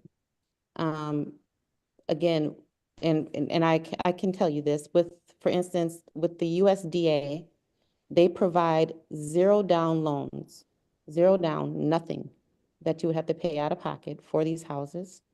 They look at credit scores that are lower than normal to get a home, to get into a home. You also have FHA, who will also offer incentives and bonuses. We're looking at, new home buyer. I mean, if you've been out of the market for so long, you can be considered as a new home buyer. And so, you're looking at these loans as well. I mean, and this is with our lenders that we have with us who do our creative financing. And we're always looking at creative financing with them as well. We can also do buy down points. The first year could possibly be a 2-1, next year be like a 2-2 or something like that, but we can do buy down points as well. So we make these homes affordable. And we feel like if we're going to be doing our part, and building these quality structures for this amount of money, we need the government support as well. We need you to kind of kick in somewhere as well. And that's where it helps out for us to keep these at this price point. So what type of requirements, if any, are there on the recipient side? So you're a charity building houses at a discounted cost. I assume you're not just selling them at large on the free market. Is there any type of application process or requirements for qualifying for one of these houses? Or is this, Are you saying for a community that we're building in? Or I can tell you this. Oh, so let me say this first. We're only right now, our main focus right now is only on the East Iron Range. Moreover, the city of Aurora and town of White. That is it for right now. Now, if we're not receiving, feedback, or if we're not receiving enough support, then we will still stay in the East Iron Range, because again, I say this wholeheartedly, this is my passion right now. This is my passion. It's not going to fade. It's not going to dwindle of what I, for what I up there in St. Louis County. So when you're saying, with the recipient, what is required what is required, is there an application process, this, that, and the other, we need your support. So for instance, if we go for the LCCMR grant, with the ENTRF, looking to get monies for mapping of the wetlands that's up there, and to continually keep the beautification of the city of Aurora and the surroundings, we look for that support from you all. This is how, we need to work together. So that's what we look for. so you're looking for more community engagement level support? What I was trying to inquire about, so Habitat for Humanity, for instance, is a nonprofit that builds houses with contributions from the community at a greatly reduced cost, but they have very specific requirements as to who is eligible to participate in that program and buy one of those houses. And they also have ongoing, kind of like how to be a neighbor training programs that go along with that. And so the first part of the question is, if are there financial constraints as to who can buy these houses? Seems they're being sold at a large discount by a charity. Or are they just being sold at large on the market to whoever shows up first? Yes, there is. And so the cap off for a family who can purchase the property is 115,000. That's a family of 2. That would be their income requirements? Yes, that's their cap. AGI or? I That's mean, gross. is it like, terms of like percent of median or, you know, something more uniform across the board? Yep, so there's a what's called debt to income ratio that we would deal with for number one. There, it would be 30%, 30%, and their cap off is 43%, or 28% and 40%. One of those two. And again, I'm gonna get you all the information on this, more information on what you're asking me now. But that's basically one of the requirements. Second requirement, you can't make more than 115,000. On a 2-bedroom, 1 bath, Yes. so. But I'm assuming that I'm sorry, go ahead, Norma Jean. I'm assuming it goes up on the larger homes, correct? Yes, And is it by the number of bedrooms or the number of? people People. in the home. And I can get you all of this information. So that is, yes, so yes, Sean, what you were asking, yes, there are certain requirements for the homes, though these are the basic ones, though. Okay. 2 bedroom, 2 people, 115,000, I think will be fine. Just saying. Nearly double the household median, so I think we're safe. We're good. We're good. We're not gonna touch that for a while.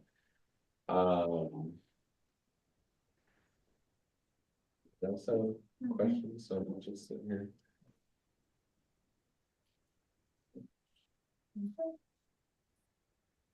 So where are you at now? Kind of what are your next steps and what would be most helpful from us? So right now, what we're looking for is a feedback. When we provide like our recaps, we really want the feedback from you all. And, you know, if you have questions like this is exactly what we want, because we want to make sure that you're well informed and that you're comfortable as well with what we're saying. You know, in that regards, once we get through all the meetings, through all the respected community organizations, then we will go to the IRRR, in which we will regardless come the end of March. That meeting's already set to go in regards to what Norma Jean was speaking about, gap financing. And from there, you know, we're looking to break ground the end of April. And that'll be on the first home, the first spec home. I have another question. From the pictures, it looked like your studs were pretty far apart. What is the distance between your studs? Great question, and thank you for asking that question. There are no studs in our walls. No studs. What's in This the is wall? styrofoam. It's a that's, so again, I can't give you the full recipe. And I kind of showed you in one of the pictures, if you seen like, it was like the white and it had the OSB around it. You have OSB on the outside, on the exterior, and OSB in the interior. And then you have the styrofoam filler in the inside. It's one continuous block of the styrofoam. That is your insulation as well. Again, these are all US DOE approved. So So structural rigidity. didn't catch one again, I'm What? sorry. The structural rigidity, like OSB and insulation are not load bearing and aren't going to bear even lateral force. So what is it that keeps the house up? What is it keeps so these panels, they're, again, I can't give you the full recipe, but I mean, if you did some research on modular framing, you would see that this, again, the strength of these are 2.5 times stronger than traditional stick framing. That there's just no way around that. You know, you can't beat the strength of these versus a traditional stick frame home. And two, again, you have the thermal bridging in there. With a stick frame home, you're dealing with a lot more draftiness that's coming inside the home. And so your energy bills are a lot higher than versus with our homes. We're aiming for that net zero, net positive.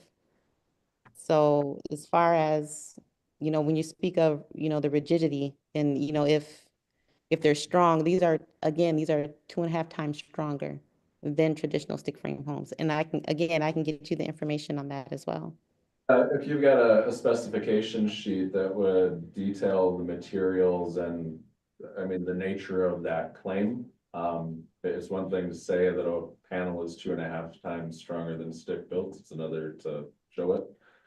Oh, definitely. I totally agree. And again, the only I've way, worked for a number of years, and especially builders like to say a lot of things about what their homes do. And like I asked Dynamic Homes, when I was looking at modular homes, I was like, why is yours $100,000 to $200,000 more expensive than the other ones? Justify it to me. And they couldn't. no, I definitely can do that. Again, I'm going to give you reports from FEMA and then also the United States Department of Energy in regards to these are the homes that they will support and finance and provide incentives and benefits for. They won't do these for traditional stick frame homes, and there's a reason why. So I will provide you with all this information. I'm glad this is what I want. This is the kind of feedback that I need because that's the only way I can make you comfortable with the decisions that you would make in the future to go forward. So I will definitely get you the specs on these homes. What about vapor barriers? You said our vapor barrier. Thank you. Great question. Who is this answering these great questions? What's your name? Hi. So I can tell you that our vapor barrier is inside. So on a traditional stick frame home, they're all on the outside. Ours are inside, and they're only on the seams of while we're putting these modular homes together. Because the Now, insulation. extra door, yeah, They just tape the seams, right? exactly.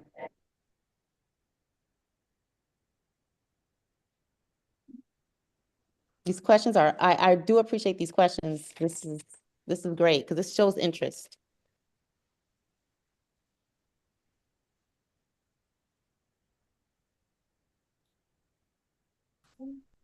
No, Yeah, I think that's, that's it. if anyone else has any others, I'll certainly be in touch to follow up with you to see if, what we can do to help identify lots. Well, I guess one thing for clarification, when you're looking for land, is there an expectation with regards to land price or trade, or what are the hopes there? So we're still discussing that with our team, in regards of how we'd like to go about doing that, making that agreement with, with you all, with the city. But I will get back to you with that answer as well, Sean. Okay. One other question I thought of, given, I guess, kind of proximity to the panels and other factors is, how much of the workforce do you have that you need to assemble these houses? Like if your initial target's 25 a year, making the panels to do that is one thing, having the people to put it together is another. Do you have the people to put it together, or is this, we're hoping to get the contract, hoping to get the market, and then we're gonna hire the people to put it together kind of thing? No, we have the people now. So right now we have 6 people right now. This does include 2 general contractors. So it's 2 general contractors and then you have 4 general laborers, so to speak. And then on top of that, we would be doing the workforce development program, teaching others how to build sustainably and how to build these as well. So the more people we get on board and hopefully locally, we're gonna boost the economy, and then we can even build more. That's why I said, don't hold me to that 50, hold me to the 20 and 25 a year. But, you know, we just have to see who's all interested. And again, we will market it accordingly in order to get that interest. And, I will talk with, I believe I will talk with Norma Jean in regards to some of this marketing, to see what her thoughts are as well. If that's okay, Norma Jean. Oh, she gone? Okay. I said, that's Thank you. fine. Okay. Okay. All right. Well, thank you so much for having me. If you have any questions whatsoever, or there's some more you'd like for me to put in the recap of this presentation, please let me know. And I will definitely send that to you all so you all can have it. Thank you very much. Thank you. Thanks, Katrina. Thank you.